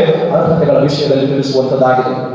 ನಾನು ನನ್ನ ಹೃದಯದಲ್ಲಿಯೂ ಪರಿಶುದ್ಧನಾಗಿರಬೇಕು, ನನ್ನ ನಡೆನುಡಿ ಕ್ರಿಯೆಗಳಲ್ಲಿಯೂ ಪರಿಶುದ್ಧನಾಗಿರಬೇಕು ಎಂಬುದಾಗಿ ಈ ಅರ್ಹತೆಗಳನ್ನು ಯಾರು ಹೊಂದಿದ್ದಾರೋ ಅಂಥವರನ್ನು ನೀನು ಸಭಾ ಸೇವೆಯ ಅಧ್ಯಕ್ಷನಾಗಿ ಈ ಗರ್ಭಗುಡಿಯ ಪರಿಶುದ್ಧ ಸನ್ನಿಧಾನಕ್ಕೆ ನೀನು ಆರಿಸಿ ತೆಗೆದುಕೋ ಎಂಬುದಾಗಿ ಪೌಲನು ಬರೆದಿದ್ದಾನೆ. ಇದು ಸುಮಾರು 2000 ವರ್ಷಗಳ ಹಿಂದೆಯೇ ಬರೆಯಲ್ಪಟ್ಟದು. ಈ ಮಾತುಗಳನ್ನು ಪೌಲನು ಬರೆಯುವುದಕ್ಕೆ ಕಾರಣ ಯಾಜಕ ಕಾಂಡ, ವಿಮೋಚನಾ ಕಾಂಡ, ಅರಣ್ಯ ಕಾಂಡದಲ್ಲಿರುವಂತಹ ಅಲ್ಲಿರುವಂತಹ ಸೂತ್ರಗಳನ್ನೇ, ಅರ್ಹತೆಗಳನ್ನೇ, ನಿಯಮಗಳನ್ನೇ ಈ ರೀತಿಯಾಗಿ ವಿವರಣೆ ಕೊಟ್ಟು ಪೌಲ ಯವನಸ್ಥ ಸಭಾಪಾಲಕನಾದ ತಿಮೋಥೆಯನಿಗೆ ಬರೆದಿದ್ದಾನೆ. ಇದು ಕೇವಲ ಸಭೆಯಲ್ಲಿ ಸಭಾಪಾಲನ ಸಮಿತಿಯ ಸದಸ್ಯರಿಗೆ ಮಾತ್ರವಲ್ಲ, ಮೊದಲು ಸಭಾಧ್ಯಕ್ಷನಾದಂತಹ ಸಭಾಪಾಲಕನಾದ ನನಗೆ ಈ ರೀತಿಯ ಅರ್ಹತೆಗಳು, ಈ ರೀತಿಯಾದಂತಹ ಯೋಗ್ಯತೆಗಳಿರಬೇಕು ಎಂಬುದಾಗಿ ಪೌಲನು ತಿಳಿಸುವನಾಗಿದ್ದಾನೆ. ನನ್ನ ಈ ಅರ್ಹತೆ, ನನ್ನ ಯೋಗ್ಯತೆ ಇಲ್ಲದಿದ್ದರೆ ನಾನು ಆ ಪರಿಶುದ್ಧ ಸನ್ನಿಧಾನದಲ್ಲಿ ಸೇವೆ ಮಾಡುವುದಾದರೆ ನಾನು ದೇವರಿಗೆ ಮೋಸ ಮಾಡಿದೆ. ಸಭೆಯ ಸದಸ್ಯರಿಗೆ, ಆ ನಿಯಮಗಳಿಗೆ, ಆ ವಾಕ್ಯಕ್ಕೆ, ಈ ಧರ್ಮಶಾಸ್ತ್ರಕ್ಕೆ ನಾನು ಮೋಸ ಮಾಡಿದಂತ ವಂಚಕನಾಗಿ ನಾನು ತೋರಿ ಬರುವವರಾಗಿರ್ತೇನೆ. ಹಾಗಾಗಿ 6ನೇ ವಚನದಲ್ಲಿ ಗಮನಿಸುವಾಗ ಅವನು ಹೊಸದಾಗಿ ಸಭೆಯಲ್ಲಿ ಸೇರಿದವನಾಗಿರಬಾರದು, ಅಂಥವನಾದರೆ ಉಬ್ಬಿಕೊಂಡು ಸೈತಾನನಿಗೆ ಪ್ರಾಪ್ತವಾದ ಶಿಕ್ಷಾ ವಿಧಿಗಳಿಗೆ ಒಳಗಾಗನು ಎಂಬುದಾಗಿ ಬರೆಯಲ್ಪಟ್ಟಿದೆ. ಹೊರಗಡವರಿಂದ ಒಳ್ಳೆಯವರೆನಿಸಿಕೊಂಡಿರಬೇಕು, ಇಲ್ಲದಿದ್ದರೆ ನಿಂದೆಗೆ ಗುರಿಯಾಗುವನು ಮತ್ತು ಸೈತಾನನ ಉರುಳಿನೊಳಗೆ ಸಿಕ್ಕಿಬಿದ್ದಾನು ಎಂಬುದಾಗಿ ಸಭಾಧ್ಯಕ್ಷನ ವಿಷಯದಲ್ಲಿ ಕುರಿತು ಬರೆಯಲ್ಪಟ್ಟಿದೆ. ಹಾಗಾದ್ರೆ ನನ್ನ ಜೀವನ ವೈಯಕ್ತಿಕವಾಗಿ, ಸಂಸಾರದ ಬದುಕಿನಲ್ಲಿಯೂ, ಕೌಟುಂಬಿಕ ಬಾಳ್ವೆಯಲ್ಲಿಯೂ, ಸಾಮಾಜಿಕ ಜೀವನದಲ್ಲಿ ಪ್ರತಿಯೊಂದು ವಿಷಯದಲ್ಲಿಯೂ ಸಹ ಅರ್ಹತೆಯುಳ್ಳಂತ, ಯೋಗ್ಯತೆಯುಳ್ಳಂತ ವ್ಯಕ್ತಿಯನ್ನೇ ಮಾತ್ರವೇ ಆರಿಸಿ ತೆಗೆದುಕೊಳ್ಳಬೇಕು. ಹಾಗಾಗಿ ಪ್ರಾಂತದ ವತಿಯಿಂದ ಸಭಾಪಾಲಕರ ಸೇವೆಗೆ ಆರಿಸಿಕೊಳ್ಳುವಂತಹ ವೇಳೆಯಲ್ಲಿ ಸಭಾಪಾಲನ ಸಮಿತಿಯ ಸದಸ್ಯರು ಶಿಫಾರಸು ಅಥವಾ ರೆಕಮೆಂಡೇಶನ್ ಅಥವಾ ಇನ್ಫ್ಲೂಯೆನ್ಸ್ ಮಾಡುವಾಗ ಅಂತಹ ವ್ಯಕ್ತಿಗಳನ್ನು ಗಮನದಲ್ಲಿಟ್ಟುಕೊಂಡು ಆರಿಸಿಕೊಳ್ಳಬೇಕು ಎಂಬುದಾಗಿ ನಾವು ಮನನ ಮಾಡಬೇಕಾಗುತ್ತದೆ. ಕೆಲವೊಮ್ಮೆ ನಾವು ಪ್ರಾರಂಭದಲ್ಲಿ ಅಥವಾ ಆರಂಭದಲ್ಲಿ ಬಹಳ ನಿಯತ್ತಿನಿಂದ, ನಿಷ್ಠೆಯಿಂದ, ಪ್ರಾಮಾಣಿಕತೆಯಿಂದ ಸಭಾಪಾಲನಾ ಸೇವೆಯಲ್ಲಿ ಅಧ್ಯಕ್ಷರಾಗಿ ಪಾಲಕೀಯ ಸೇವೆಯನ್ನು ಮತ್ತು ಈ ಸಭಾಪಾಲಕರ ಸೇವೆಯನ್ನು ಮಾಡ್ತಾರೆ. ಆದರೆ ತದನಂತರದಲ್ಲಿ ಹಣದ ಆಶುಪಾಶಿಗಳಿಗೋ, ಅಧಿಕಾರದ ಸ್ಥಾನಮಾನದ ವ್ಯಾಮೋಹಕ್ಕೋ ಅಥವಾ ಪ್ರಾಪಂಚಿಕವಾದಂತಹ ಅನೇಕ ಸಂಗತಿಗಳಿಗೆ ಒಳಗಾಗಿ 7ನೇ ವಚನದಲ್ಲಿ ಹೇಳಿದಂತೆ ನಾವು ಅನೇಕ ನಿಂದೆಗೆ ಗುರಿಯಾಗ್ತೇವೆ, ಸೈತಾನನ ಉರುಳಿನೊಳಗೆ ಸಿಕ್ಕಿಬೀಳುತ್ತೇವೆ. ಆದರೆ ಅಂಥವರು ದೇವರ ಮಾನಕ್ಕೆ ಯೋಗ್ಯತೆಯನ್ನು ಅಥವಾ ಮಾನವನ್ನು ಅಥವಾ ಮಹಿಮೆಯನ್ನು, ಸ್ತುತಿಯನ್ನು ತಾರದೆ ಅವಮಾನಕ್ಕೆ, ಅಪಕೀರ್ತಿಗೆ ಗುರಿ ಮಾಡಿದಂತಹ ವ್ಯಕ್ತಿಗಳಾಗಿ ನಾವು ಮಾರ್ಪಡುವಂಥವರಾಗಿರುತ್ತೇವೆ. ಆದರೆ ಇಂತಹ ವಿಷಯಗಳನ್ನು ಒಳಗೊಂಡಂತವರನ್ನು ಆರಿಸಿ ತೆಗೆದುಕೊಳ್ಳಲಿ. ಆ ಕರೆಗೆ ಯೋಗ್ಯರಾಗಿ ಸಾಯುವ ತನಕವೂ ಸಹ ನಾನು ನನ್ನ ಕುಟುಂಬ, ನನ್ನ ಸೇವೆ, ನನ್ನ ಧ್ಯೇಯ, ನನ್ನ ಗುರಿ ಜವಾಬ್ದಾರಿಯಾಗಬೇಕು. ಇದು ಪ್ರಶಂಸೆಯಲ್ಲ, ಇದು ಹೆಗ್ಗಳಿಕೆಯಲ್ಲ, ಇದು ದೊಡ್ಡದಾರಿಕೆ ಅಥವಾ ದೊಡ್ಡತನ ಎನ್ನುವಂತಹ ಹಿರಿಮೆ ಎನ್ನುವಂತಹ ಅಥವಾ ದೊಡ್ಡದಾದಂತಹ ಯಾವುದೇ ಅಧಿಕಾರ ಸ್ಥಾನಮಾನವಲ್ಲ. ಬದಲಾಗಿ ಭಾಗ್ಯಕರವಾದಂತಹ, ಆಶೀರ್ವಾದದಾಯಕವಾದಂತಹ, ಸೇವಾ ಸ್ಫೂರ್ತಿಯುಳ್ಳ, ಸೇವಾ ಮನೋಭಾವನೆಯುಳ್ಳಂತಹ ಆಶೀರ್ವಾದದ ಸೇವೆಯ ಎನ್ನುವಂತಹ ರೀತಿಯಲ್ಲಿ ಇದನ್ನು ಮಾಡಬೇಕು. ನಾನು ಬಾಸ್ ಅಲ್ಲ, ನಾನು CEO ಅಲ್ಲ, ನಾನು ಯಾವುದೇ ರೀತಿಯಂತಹ MD ಅಲ್ಲ, ಅಥವಾ ಕಾರ್ಪೊರೇಟ್ ಕಂಪನಿಯಲ್ಲಿರುವಂತಹ ರೀತಿಯಲ್ಲಿರುವಂತಹ ಯಾವುದೇ ಆಳ್ವಿಕೆ ನನ್ನಲ್ಲಿ ಇರಬಾರದು, ಸಭಾಧ್ಯಕ್ಷನಲ್ಲಿ, ಸಭಾಪಾಲಕನಲ್ಲಿ ಇರಬಾರದು ಎಂಬುದಾಗಿ ಇಲ್ಲಿ ತಿಳಿಸಲ್ಪಟ್ಟಿರುವಂತಹ ವಿಷಯವಾಗಿದೆ. ಇನ್ನು ಅದರ ಮುಂದಿನ ಭಾಗವನ್ನು ಗಮನಿಸುವಾಗ ಸಭಾಪಾಲನಾ ಸಮಿತಿಯ ಸದಸ್ಯರಾಗಿ, ಸಭಾ ಸೇವಕರಾಗಿರುವವರಿಗೆ ಇರಬೇಕಾದಂತಹ ಅರ್ಹತೆಗಳನ್ನು ಕುರಿತು ಮಾತನಾಡುವಾಗ 8ನೇ ವಚನದಲ್ಲಿ ಹೇಳ್ತದೆ, ಅವರು 2 ಮಾತಿನವರು, ಮಧ್ಯನಿರತರು, ನೀಚ ಲಾಭವನ್ನು ಅಪೇಕ್ಷಿಸುವವರು ಆಗಿರದೆ ನಂಬಿದವರಿಗೆ ಪ್ರಕಟವಾಗಿರುವ ಸತ್ಯಾರ್ಥವನ್ನು ಶುದ್ಧ ಮನಸ್ಸಾಕ್ಷಿಯಿಂದ ಕೈಗೊಳ್ಳುವವರಾಗಿರಬೇಕು ಎಂಬುದಾಗಿ ಹೇಳ್ತದೆ. ಮೊದಲನೆಯ ವಚನದಲ್ಲಿ ಹೇಳ್ತದೆ, ಅಂದ್ರೆ 8ನೆಯ ವಚನದ ಮೊದಲನೇ ಸಾಲಿನಲ್ಲಿ ಸಭಾ ಸೇವಕರು ಗೌರವವುಳ್ಳವರಾಗಿರಬೇಕು ಎಂಬುದಾಗಿ. ಹಾಗಾದ್ರೆ ನಮ್ಮ ಸೇವೆ ಗೌರವಾನ್ವಿತವಾಗಿರಬೇಕಾದ್ರೆ ನಾನು ಗೌರವವುಳ್ಳವನಾಗಿರಬೇಕು. ನಾನು 2 ಮಾತನಾಡಿ ಯಾವತ್ತೂ ಇರಬಾರದು.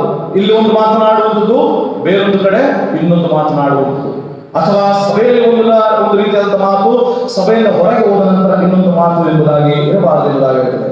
ಮಧ್ಯ ನಿರತರು ಇರಬಾರದು, ನೀಚ ಲಾಭವನ್ನು ಅಪೇಕ್ಷಿಸಬಾರದು, ಯಾವುದೇ ರೀತಿಯಾದಂತಹ ಲಾಭಕ್ಕೋಸ್ಕರವಾಗಿ ನಾವು ಸೇವೆಗೆ ಬರಬಾರದು ಎಂಬುದಾಗಿ ಹೇಳ್ತದೆ. ಲಾಭ ಅದು ಹಣದ ಮೂಲಕವಾಗಿರಬಹುದು, ಅಧಿಕಾರದ ಮೂಲಕವಾಗಿರಬಹುದು, ಸ್ಥಾನಮಾನದ ಮೂಲಕವಾಗಿರಬಹುದು, ಯಾವ ರೀತಿಯಲ್ಲೂ ಆ ಲಾಭವನ್ನು ಅಪೇಕ್ಷಿಸದೆ ನಾವು ಸೇವೆಯನ್ನು ಮಾಡಬೇಕು ಎಂಬುದಾಗಿ ಹೇಳ್ತದೆ. 10ನೇ ವಚನದಲ್ಲಿ ಹೇಳ್ತದೆ, ಅವರು ಮೊದಲು ಪರೀಕ್ಷಿಸಲ್ಪಡಬೇಕು ಎಂಬುದಾಗಿ ಹೇಳ್ತದೆ. ನಾವು ಪರೀಕ್ಷೆ ನೀಡುವುದಿಲ್ಲ, ಅದಕ್ಕೆ ಬದಲಾಗಿ ಚುನಾವಣೆ ಇರುತ್ತದೆ. ಕೆಲವೊಮ್ಮೆ ಯುನಾನಿಮಸ್ ಕೂಡ ಆಗ್ತದೆ. ಹಾಗಾದ್ರೆ ಅವರ ಮೇಲೆ ಯಾವ ರೀತಿಯಾದಂತಹ ತಪ್ಪು ಹೊರಿಸುವಿಕೆ ಇಲ್ಲ ಎಂಬುದಾಗಿಲ್ಲ. ಚುನಾವಣೆ ಎನ್ನುವಂಥದ್ದು ಅಥವಾ ನಾವು ಮಾಡಿಸುವಂತಹ ಈ ಚುನಾವಣಾ ಪ್ರಕ್ರಿಯೆ ಸೋತವರೆಲ್ಲ ಸರಿ ಇಲ್ಲ, ಅರ್ಹತೆ ಇಲ್ಲ, ಅಥವಾ ಗೆದ್ದವರೆಲ್ಲ ನಿಪುಣರು, ನಿಸ್ಸೀಮರು ಎಂಬುದಾಗಿಲ್ಲ. ಇಲ್ಲಿ ಎಲ್ಲರೂ ಸಮಾನರೇ, ಎಲ್ಲರೂ ಯೇಸು ಸ್ವಾಮಿಯ ಮಕ್ಕಳೇ. ಆದರೆ ಚುನಾಯಿಸಲ್ಪಡುವಂತಹ ಹಕ್ಕು ಜನತೆಗೆ ಇರುವುದರಿಂದ ಆ ರೀತಿಯಾಗಿ ಚುನಾಯಿಸಲ್ಪಟ್ಟಂತಹ ವ್ಯಕ್ತಿಗಳು ಸಭಾ ಸೇವೆಯಲ್ಲಿ ನಿರತರಾಗಿರ್ತಾರೆ. ಆದರೆ ಸಭಾಪಾಲನಾ ಸಮಿತಿಯಲ್ಲಿ ಇಲ್ಲದಿದ್ದರೂ ಸೇವೆ ಮಾಡಬಹುದು ಎಂಬುದಾಗಿ ಯೇಸು ಸ್ವಾಮಿ ನಮಗೆ ಹೇಳಿದ್ದಾರೆ. ಹಾಗಾಗಿ ಗೆದ್ದು ಬಂದವರೆಲ್ಲ ಶ್ರೇಷ್ಠರು, ಗೆದ್ದು ಬಾರದೇ ಇರುವಂತವರೆಲ್ಲರೂ ಸಹ ಶ್ರೇಷ್ಠರಲ್ಲ ಎನ್ನುವಂತಹ ಭಾವನೆ ನಮ್ಮಲ್ಲಿ ಇರಬಾರದು. ನಮಗೆ ಯಾವತ್ತೂ ಮೇಲು ಕೀಳು ಎನ್ನುವಂಥದ್ದು ಇರಬಾರದು ಎಂಬುದಾಗಿ ಹೇಳ್ತದೆ. ಹಾಗಾಗಿ ಈ ಸಭಾ ಸೇವಕರ ಉದ್ಯೋಗವನ್ನು ನಾವು ಅಚ್ಚುಕಟ್ಟಾಗಿ ಮಾಡಬೇಕು ಎಂಬುದಾಗಿ ಹೇಳ್ತದೆ. ಇದು ಸಭಾ ಸೇವಕರಿಗೂ ಸೇವಕಿಯರಿಗೂ ಸಹ ಗೌರವವುಳ್ಳದ್ದು ಮತ್ತು ಅಂಥವರಿಗೂ ಇದು ಅರ್ಹತೆಯನ್ನು, ಆ ನಿಯಮಗಳನ್ನು ಷರತ್ತುಬದ್ಧವಾಗಿ ಕೊಡಲ್ಪಟ್ಟಿದೆ ಎಂಬುದಾಗಿ ಹೇಳ್ತದೆ. 11ನೇ ವಚನದಲ್ಲಿ ಹೇಳ್ತದೆ, ಸ್ತ್ರೀಯರಾಗಿ ಅಂದ್ರೆ ಸ್ತ್ರೀಯ ಸಭಾ ಸೇವಕಿಯಾಗಿ ಬರುವಂತವರು ಗೌರವವುಳ್ಳವರಾಗಿರಬೇಕು, ಚಾಡಿ ಹೇಳುವವರಾಗಿರದೆ ಮಧ್ಯಾಸಕ್ತಿ ಇಲ್ಲದವರಾಗಿಯೂ ಎಲ್ಲ ವಿಷಯಗಳಲ್ಲಿ ನಂಬಿಗಸ್ತರಾಗಿ ಇರಬೇಕು. ಸಭಾ ಸೇವಕರು ಏಕಪತ್ನಿಯುಳ್ಳವರು, ತಮ್ಮ ಮಕ್ಕಳನ್ನು, ಮನೆಯವರನ್ನು ಚೆನ್ನಾಗಿ ಆಳುವವರು ಆಗಿರಬೇಕು. ಸಭಾ ಸೇವಕರಾಗಿ ಚೆನ್ನಾಗಿ ಕೆಲಸ ಮಾಡಿದವರು ತಮಗೆ ಒಳ್ಳೆಯ ಪದವಿಯನ್ನು ಕ್ರಿಸ್ತ ಯೇಸುವಿನಲ್ಲಿರುವ ನಂಬಿಕೆ ಸಂಬಂಧವಾಗಿ ಬಹುಧೈರ್ಯವನ್ನು ಸಂಪಾದಿಸಿಕೊಳ್ಳುತ್ತಾರೆ ಎಂಬುದಾಗಿ. ನಾವು ಪದವಿ ಎನ್ನುವಂಥದ್ದು ಇಹಲೋಕದಲ್ಲಿರುವಂತಹ ಪದವಿಯನ್ನು ನೆನೆಸಿ ನಾವು ಬರಬಾರದು. ನಾನು ಸಭಾಪಾಲಕನಾಗಿ ಬಂದ ಮೇಲೆ ನನಗೆ ಏರಿಯಾ ಚೇರ್ಮನ್ ಆಗಬೇಕು, ಬಿಷಪ್ ಆಗಬೇಕು, ಮಾಡರೇಟರ್ ಆಗಬೇಕು ಅನ್ನುವಂಥದ್ದಲ್ಲ, ಅಥವಾ WCCಯ ಜನರಲ್ ಸೆಕ್ರೆಟರಿ ಆಗಬೇಕು ಅನ್ನುವಂಥ ಆಶೆ ಇರಬಾರದು. ಆದರೆ ಸೇವೆ ಎಂಬುದಾಗಿ ನಾನು ಬರಬೇಕು.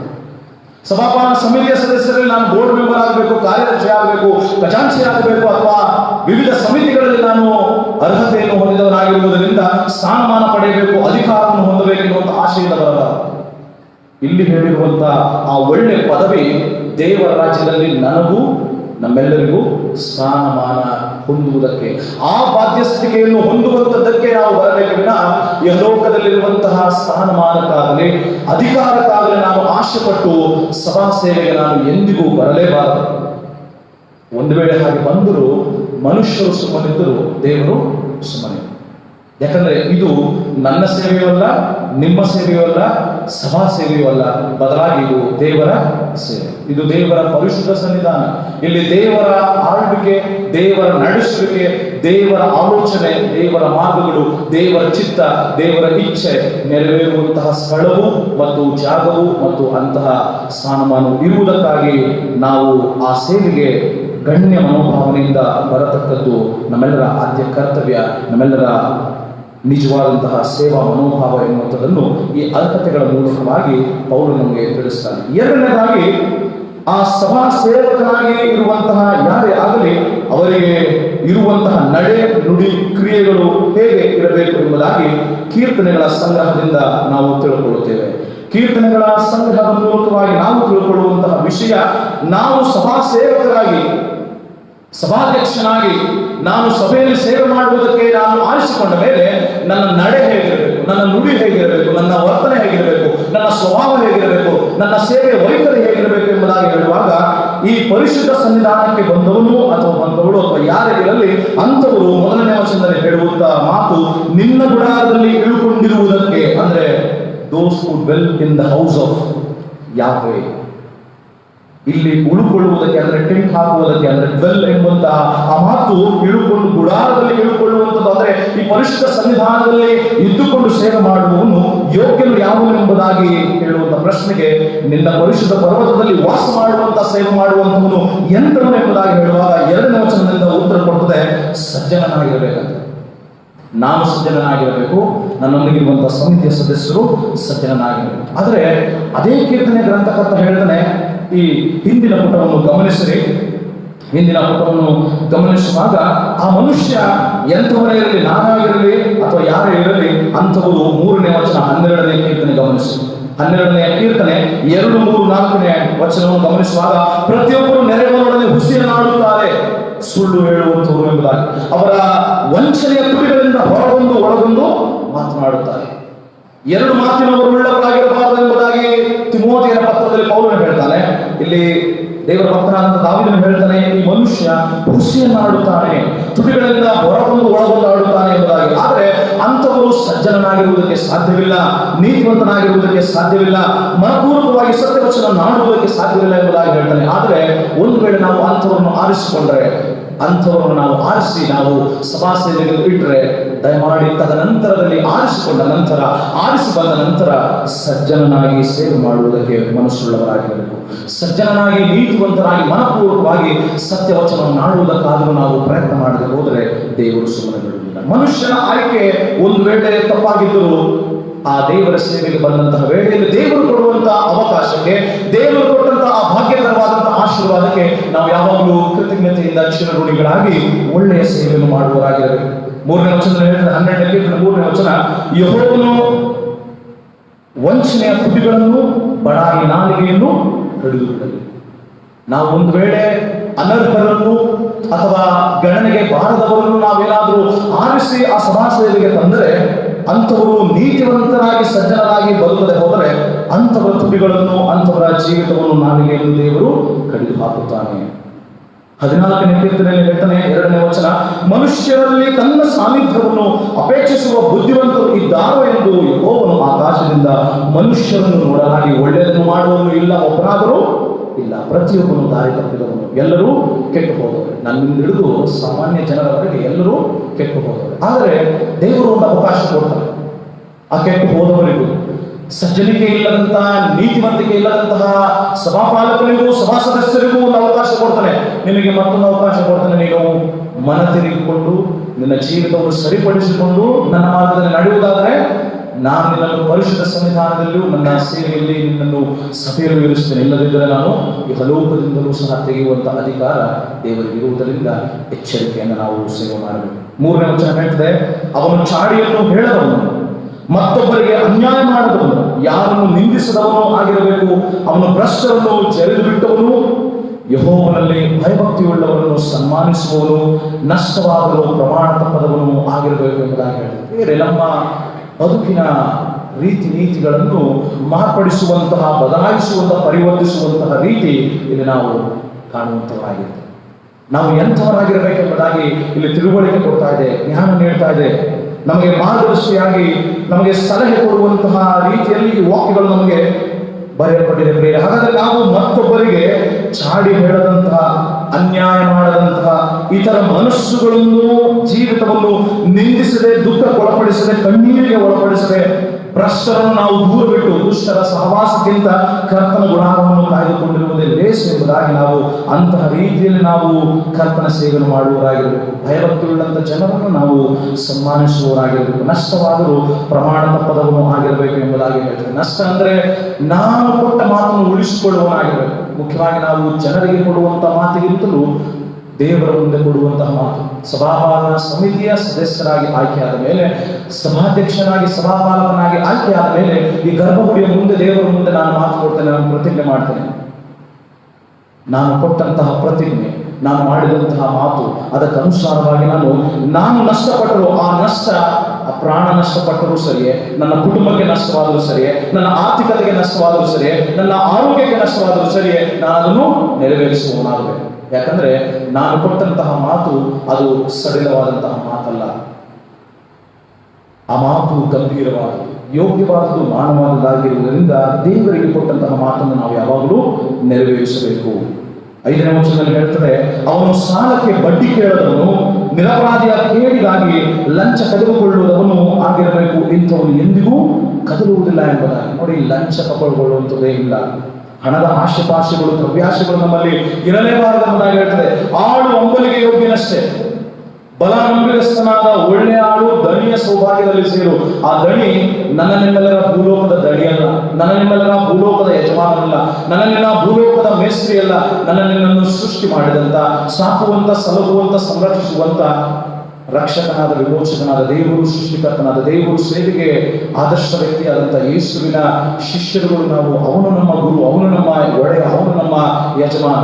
ಭೂಲೋಕದಲ್ಲಿರುವಂಥ ಯಾವುದೇ ಗಾಡ್ ಫಾದರ್ಗಳಲ್ಲ, ಗಾಡ್ ದ ಫಾದರ್ ಯಾವೇ, ಯೆಹೋವ, ಅವನು ನಮ್ಮ ಗುರು, ಅವನು ನಮ್ಮ ಒಡೆಯ, ಅವನು ನಮ್ಮ ದೇವರಾಗಿದ್ದಾನೆ. ಇಹಲೋಕದಲ್ಲಿರುವಂಥ ಯಾವುದೇ ವ್ಯಕ್ತಿಗಳಿಗೆ ನಾವು ನಮಿಸುವಂತಹ ಅಥವಾ ಯಾವುದೇ ರೀತಿಯಾದಂತಹ ಲಂಚಕ್ಕೋಸ್ಕರವಾಗಿ, ಆಶೆಗಳಿಗೋಸ್ಕರವಾಗಿ ಬರುವಂಥದ್ದಲ್ಲ. ಈ ಸಂದರ್ಭದಲ್ಲಿ ಆಶೆಪಾಶೆಗಳು ಬರ್ತದೆ. ಸಭಾಪಾಲನ ಸಮಿತಿಯ ಸದಸ್ಯನಾಗುವಾಗ, ಸಭಾಪಾಲಕನಾಗುವಾಗ, ವಿವಿಧ ಹುದ್ದೆಗಳಿಗೆ, ಅಧಿಕಾರಕ್ಕೆ, ಸ್ಥಾನಮಾನಕ್ಕೆ ಆಶೆ ಪಡುವಾಗ ಆಶೆಪಾಶೆಗಳೆಲ್ಲ ಬರ್ತದೆ. ಆಶೆ ಆಮಿಷಗಳನ್ನು ಒಡ್ಡುತ್ತಾರೆ. ಅನೇಕ ರೀತಿಯಾದಂತಹ ಸ್ಥಾನಮಾನವನ್ನು ಕೊಡುತ್ತೇವೆ ಎಂಬುದಾಗಿ ಹೇಳ್ತಾರೆ. ಆದರೆ ಇಹಲೋಕದಲ್ಲಿ ಎಲ್ಲ ಸ್ಥಾನಮಾನಗಳನ್ನು ಹೊಂದಿದಾಗಿಯೂ, ಇಹಲೋಕದಲ್ಲಿ ಆರ್ಥಿಕ ಅನುಭವವನ್ನು, ಲಾಭವನ್ನು ಪಡೆದವನಾಗಿಯೂ ಅಂಥವರು ದೇವರ ರಾಜ್ಯದಲ್ಲಿ ಸೇರುವಂತಹ ಅರ್ಹತೆಯನ್ನು ಕಳೆದುಕೊಳ್ಳುತ್ತಾರೆ. ದೇವರ ಪ್ರೀತಿಯಲ್ಲಿ, ದೇವರ ಅನ್ಯೂನ್ಯತೆಯಲ್ಲಿ, ದೇವರ ಆಶೀರ್ವಾದದಲ್ಲಿ ಹೊಂದಬೇಕಾದಂತಹ ಬಾಧ್ಯಸ್ಥಿಕೆಯನ್ನು ದೂರ ಮಾಡ್ತಾರೆ. ಅದೃಷ್ಟದ ಬಾಗಿಲಲ್ಲಿ ನಿಂತು ದುರದೃಷ್ಟದ ಬಾಗಿಲನ್ನು ಒದೆಯುವಂಥವರಾಗ್ತಾರೆ. ಹಾಗಾಗಿ ಇಹಲೋಕದ ಆಶೆಪಾಶೆಗಳು, ದ್ರವ್ಯಾಶೆಗಳು, ಹಣ, ಅಧಿಕಾರ, ಆಸ್ತಿ, ಸಂಪತ್ತು ನಮ್ಮನ್ನು ದೇವರ ರಾಜ್ಯದೊಳಗೆ ಸೇರುವುದಕ್ಕೆ ಯಾವತ್ತೂ ಸಹಾಯ ಮಾಡಲ್ಲ, ಶಿಫಾರಸು ಮಾಡಲ್ಲ, ನಮ್ಮನ್ನು ಆ ಮಾರ್ಗದಲ್ಲಿ ನಡೆಸುವುದಕ್ಕೆ ಸಾಧ್ಯವೇ ಇಲ್ಲ. ಯಾವ ನಿಷ್ಠೆಯಿಂದ, ಪ್ರಾಮಾಣಿಕತೆಯಿಂದ ಕ್ರಿಸ್ತನನ್ನು ಸೇವಿಸಿ ಕ್ರಿಸ್ತನಿಗಾಗಿ ಪ್ರಾಣ ಕೊಡುವಷ್ಟರ ಮಟ್ಟಿಗೆ ತನ್ನನ್ನು ಸಮರ್ಪಿಸಿಕೊಳ್ಳುತ್ತಾನೋ ಅಂಥವನು ಈ ಇಹಲೋಕದಲ್ಲಿ ಯಾವುದೇ ಸ್ಥಾನಮಾನ ಒಳಪಡದಿದ್ದರು, ಅಧಿಕಾರ ಸ್ಥಾನಮಾನದಲ್ಲಿ ಇಲ್ಲದಿದ್ದರು, ಹಣ, ಆಸ್ತಿ, ಅಂತಸ್ತು ಮಾಡದಿದ್ದರು, ಅವನ ಸಂಪತ್ತು ಪರಲೋಕದಲ್ಲಿ, ದೇವರ ರಾಜ್ಯದಲ್ಲಿ, ದೇವರ ಅನುಮತಿಯಲ್ಲಿ ಇದ್ದೇ. ಯಾಕಂದ್ರೆ ದೇವರ ವಾಕ್ಯ ಮತ್ತಾಯ ಸುವಾರ್ತೆ 6ನೇ ಅಧ್ಯಾಯದಲ್ಲಿ ಹೇಳ್ತದೆ, ನೀವು ಯಾವತ್ತೂ ಇಬ್ಬರ ಯಜಮಾನರಿಗೆ ನೀವು ಸೇವೆ ಮಾಡಲಾರದು. ನೀವು ಧನವನ್ನು, ದೇವರನ್ನು ಒಟ್ಟಿಗೆ ಸೇವಿಸಲಾರದೆ. ಒಂದು ದೇವರು ಬೇಕು, ಇಲ್ಲ ಧನ ಬೇಕು. ದನ ಕಾಯುವಂತ ದನ ಅಲ್ಲ, ಹಣ ಇರುವಂತ ದನ. ಅಧಿಕಾರ ಸ್ಥಾನಮಾನ ಬೇಕೆಂದಿರುವವರು ದೇವರನ್ನು ತಿರಸ್ಕರಿಸ್ತಾರೆ, ದೇವರು ಬೇಕೆಂದಿರುವವರು ಇಡೀ ಪ್ರಪಂಚವನ್ನು ತಿರಸ್ಕರಿಸ್ತಾರೆ, ತನ್ನ ಕುಟುಂಬವನ್ನೇ ತಿರಸ್ಕರಿಸ್ತಾರೆ. ಹಾಗಾದ್ರೆ ನನ್ನ ನಡೆ, ನುಡಿ, ಕ್ರಿಯೆಗಳು, ನನ್ನ ವರ್ತನೆ, ಸ್ವಭಾವಗಳು ಇಹಲೋಕದ ಸಂತೋಷಕ್ಕೋಸ್ಕರವಾಗಿ, ಇಹಲೋಕದಲ್ಲಿರುವಂತಹ ಕ್ಷಣಿಕ ಸುಖಕ್ಕೋಸ್ಕರವಾಗಿ, ಹಣ, ಆಸ್ತಿ, ಅಂತಸ್ತು ಎಲ್ಲವೂ ಸಹ ಅದು ನಿರಂತರವಲ್ಲ, ಶಾಶ್ವತವೂ ಅಲ್ಲ. ಅವೆಲ್ಲವೂ ಕ್ಷಣಿಕ.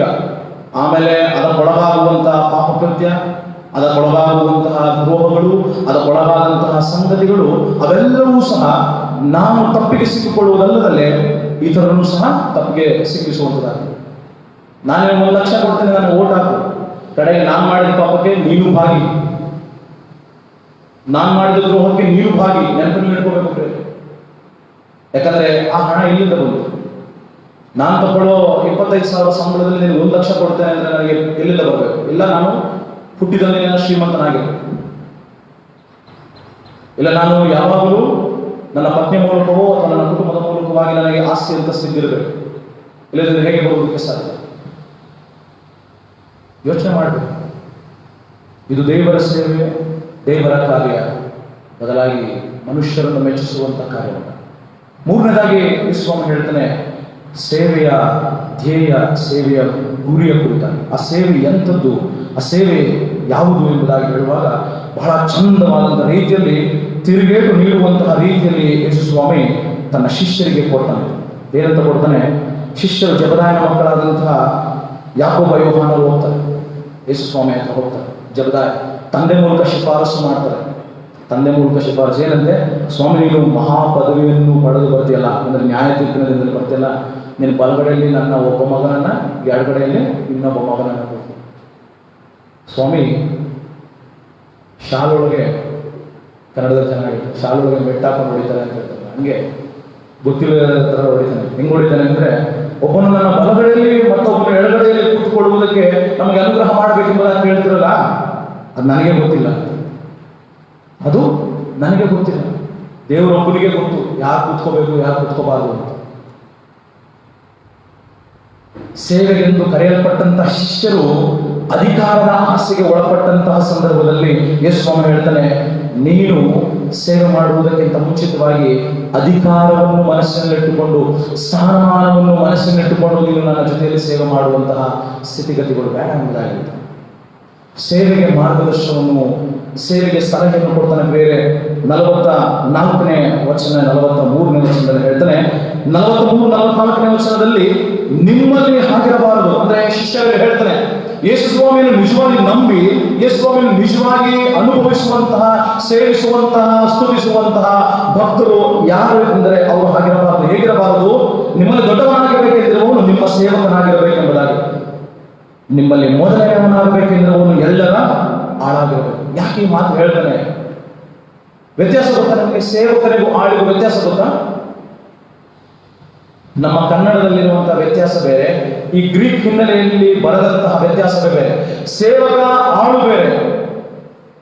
ನಮ್ಮ ಸಂಸ್ಕೃತಿಯಲ್ಲಿ, ನಮ್ಮ ನಾಗರಿಕತೆಯಲ್ಲಿ ಸೇವಕ, ಆಳಿಗೂ ವ್ಯತ್ಯಾಸ ಏನಿರಬಹುದು? ಏನಿರ್ಬೋದು? ದಯಮಾಡಿ ಹೇಳ್ರಿ, ಮಾತಾಡಿ. ಸೇವಕನಂದ್ರೆ ಯಾರು? ಆಳಂದ್ರೆ ಯಾರು? ಯಾರು? ಏನು ಎರಡು ವ್ಯತ್ಯಾಸ ಇದೆ. ಸೇವಕನಿಗೂ ವ್ಯತ್ಯಾಸ ಇದೆ, ಆಳಿಗೂ ವ್ಯತ್ಯಾಸ ಇದೆ.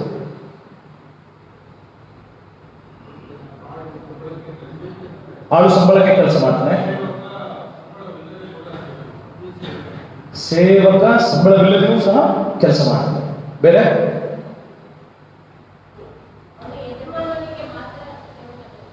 ಯಜಮಾನನಿಗೆ ಮಾತ್ರ. ಯಾರು? ಆಳ ಸೇವಕನ? ಸೇವಕ ಯಜಮಾನನಿಗೆ ಮಾತ್ರ, ಆಳ ಯಜಮಾನನಿಗೆ ಮಾತ್ರ. ಬೇರೆ ಉತ್ತರ ಸ್ವಲ್ಪ ಜೋರಾಗಿ ಮಾಸ್ತಿಗೆ ಹೇಳಿ.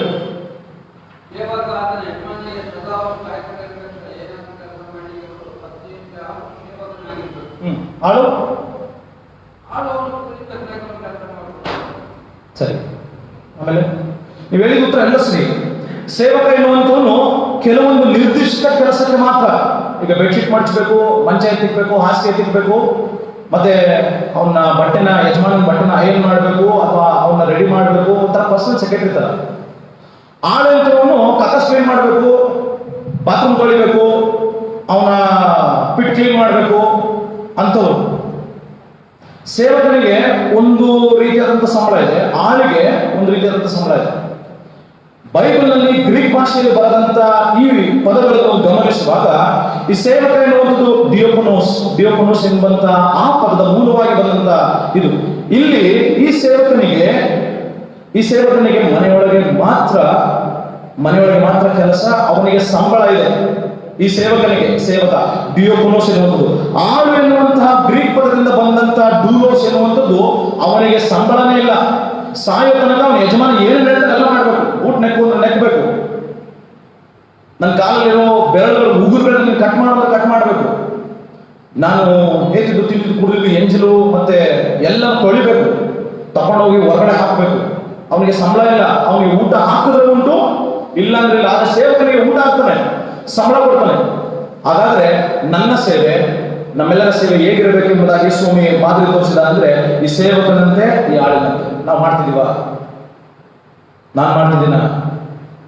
ನಾನು ಮಾಡ್ತಾ ಇಲ್ಲ, ನಾವು ಯಾರು ಮಾಡ್ತಾ ಇಲ್ಲ. ನಮ್ಮಲ್ಲಿ ಪ್ರಶಂಸೆಗಾಗಿ ನಾವಿದ್ದೇವೆ, ಹೆಗ್ಗಳಿಕೆಗಾಗಿ ಇದ್ದೇವೆ, ಪದವಿಗಾಗಿದ್ದೇವೆ, ಅಧಿಕಾರಕ್ಕೋಸ್ಕರವಾಗಿದ್ದೇವೆ. ಅದಕ್ಕೆ ಯೇಸು ಸ್ವಾಮಿ ಹೇಳ್ತಾನೆ, ಪ್ರಿಯರೇ, ಯೇಸು ಸ್ವಾಮಿಯ ಜೀವಿತ ಇಡೀ ಪ್ರಪಂಚದಲ್ಲಿರುವಂತಹ ಎಲ್ಲ ಶೈಲಿಗಿಂತಲೂ ವಿಭಿನ್ನವಾದದ್ದು, ವ್ಯತ್ಯಾಸವಾದದ್ದು. ಅದನ್ನು ಸ್ವೀಕರಿಸುವುದಕ್ಕೂ ಮನಸ್ಸಿನಲ್ಲಿ ಊಹೆ ಮಾಡಿಕೊಳ್ಳುವುದಕ್ಕೂ ಅಸಾಧ್ಯ ಆದದ್ದು. ಯಾಕಂದ್ರೆ ಯೇಸು ಸ್ವಾಮಿ ಹೇಳ್ತಾನೆ 42ನೇ ವಚನದಲ್ಲಿ, ಜನಗಳನ್ನು ಆಳುವವರು ಎನ್ನಿಸಿಕೊಳ್ಳುವವರು. ನೋಡಿ, ಜನಗಳನ್ನು ಆಳುವವರು, ಆಳ್ವಿಕೆ ಇದು ಜನರ ಆಳ್ವಿಕೆ ಹೇಳ್ತದೆ. ಜನರ ಆಳ್ವಿಕೆ ಏನು ಗೊತ್ತಾ? ಒಬ್ಬರ ಮೇಲೆ ದೌರ್ಜನ್ಯ, ಒಬ್ಬರ ಮೇಲೆ ದರ್ಪ, ಒಬ್ಬರ ಮೇಲೆ ಅಧಿಕಾರ ಚಲಾಯಿಸುವಂಥದ್ದು, ಒಬ್ಬರ ಸ್ಥಾನವನ್ನು ಕಿತ್ತು ನಾನು ಆ ಸ್ಥಾನದಲ್ಲಿ ಕೂರುವಂಥದ್ದು, ಇನ್ನೊಬ್ಬರ ಸ್ಥಾನದಲ್ಲಿ ನಾನು ಆ ಸ್ಥಾನವನ್ನು ಗಿಟ್ಟಿಸಿಕೊಳ್ಳಬೇಕು, ನಾನು ಆ ಪದವಿಯಲ್ಲಿ ಕೂತ್ಕೊಳ್ಳಬೇಕು. ಇದು ಜನರ ಆಳ್ವಿಕೆ. ಯೇಸು ಸ್ವಾಮಿ ಹೇಳ್ತಾನೆ, ನನ್ನ ಆಳ್ವಿಕೆ ಯಾವುದು ಗೊತ್ತಾ? ಗಲಾತ್ಯದ ಪತ್ರಿಕೆ 5ನೇ ಅಧ್ಯಾಯ 22ನೇ ವಚನದಲ್ಲಿ ಹೇಳ್ತಾರೆ, ಪವಿತ್ರಾತ್ಮದಲ್ಲಿ ಉಂಟಾಗುವ ಫಲಗಳು ಯಾವ್ಯಾವುದು? ಪ್ರೀತಿ, ಸಂತೋಷ, ಸಮಾಧಾನ, ನಂಬಿಕೆ, ಸಾಧುತ್ವ, ಶಮೆದಮೆ. ಇದು ಹೇಳ್ತಾನೆ ಯೇಸು ಸ್ವಾಮಿ. ಈ ರೀತಿ ಮಾಡಿ ಅಂತ ಹೇಳ್ತಾನೆ. ಸಭಾಮಂದಿರಕ್ಕೆ ಹೋಗ್ತಾನೆ, ಸಬ್ಬತ್ ದಿನದಲ್ಲಿ ನೀನು ವಾಸಿ ಮಾಡಬೇಡ ಎಂಬುದಾಗಿ ಬೈಬಲಲ್ಲಿ ಅಥವಾ ಧರ್ಮಶಾಸ್ತ್ರದಲ್ಲಿ ಬರದೆ ಅಂತ ಹೇಳ್ತಾನೆ. ಕೈಪಟ್ಟು ಹೋದವನನ್ನು ಗುಣಪಡಿಸ್ತಾನೆ. ಸಭಾಮಂದಿರದ ಎಲ್ಲ ಅಧಿಕಾರಿಗಳು ಹೇಳ್ತಾರೆ, ನೀನು ಯಾಕೋ ಹಿಂಗೆಲ್ಲ ಮಾಡ್ತೀಯ ಅಂತ ಹೇಳ್ತಾರೆ. ಈ ಸ್ವಾಮಿಯಿಂದ ಸ್ವೀಕರಿಸೋದಿಲ್ಲ. ನನಗೆ ಯಜ್ಞವೂ ಬೇಡ, ನನಗೆ ಕರುಣೆ ಬೇಕು ಅಂತ ಈ ಸ್ವಾಮಿ ಹೇಳ್ತಾನೆ. ಹಾಗಾದ್ರೆ ಸೇವೆಗೆ ವಿಭಿನ್ನವಾದಂತಹ ಅರ್ಥವನ್ನು ಸೂಚಿಸ್ತಾನೆ. ಇಲ್ಲಿ ಆಳ್ವಿಕೆ ಎನ್ನುವಂಥದ್ದು ಸೇವೆ. ರಾಜದಂಡವನ್ನು ಹಿಡಿದುಕೊಂಡು ರಾಜಮಂತ್ರಿಗಳೊಡನೆ ರಾಜರು ಯುದ್ಧ ಮಾಡುವಂತಹ ರೀತಿಯ ಆಳ್ವಿಕೆ ಅಲ್ಲ, ಅಥವಾ ಈಗಿನ ರಾಜಕೀಯ ಧಾರ್ಮಿಕ ಆಳ್ವಿಕೆ ಅಲ್ಲ. ಆದ್ರೆ ಇಲ್ಲಿರುವಂತಹ ಆಳ್ವಿಕೆ, ಈ ಆಳ್ವಿಕೆ ಯಾವ ರೀತಿ ಆಳ್ವಿಕೆ ಅಂದ್ರೆ, ತನ್ನನ್ನು ತಾನು ಸೇವೆಗೆ ತನ್ನ ಪ್ರಾಣವನ್ನು ಕೊಡುವವನು. 45ನೇ ವಚನದಲ್ಲಿ ಹೇಳ್ತಾನೆ, ಮನುಷ್ಯ ಕುಮಾರನು ಸಹ ಸೇವೆ ಮಾಡಿಕೊಳ್ಳುವುದಕ್ಕೆ ಬರಲಿಲ್ಲ, ಸೇವೆ ಮಾಡುವುದಕ್ಕೂ ಅನೇಕರನ್ನು ಬಿಡಿಸಿಕೊಳ್ಳುವುದಕ್ಕೂ ತನ್ನ ಪ್ರಾಣವನ್ನು ಈಡುಕೊಳ್ಳುವುದಕ್ಕೂ, ಇನ್ನೊಬ್ಬರಿಗೋಸ್ಕರ ನನ್ನನ್ನೇ ಈಡಾಗಿ ಸಮರ್ಪಿಸುವಂತ ಪ್ರಾಣವನ್ನು ಕೊಡುವಂತಹ ಸೇವೆ ಅದು ನನ್ನ ಸೇವೆ ಆಗಿರಬೇಕು, ಸಭಾ ಸೇವೆ ಆಗಿರಬೇಕು ಎಂಬುದಾಗಿ ಬರೆಯಲ್ಪಟ್ಟಿದೆ. ಆದ್ರೆ ನಾವು ನನ್ನ ಪ್ರಾಣ ನನ್ನ ಹೆಂಡತಿಗೆ ಕೊಡಲ್ಲ, ನಾನು ಸಭೆಗೆ ಕೊಡಲಿ.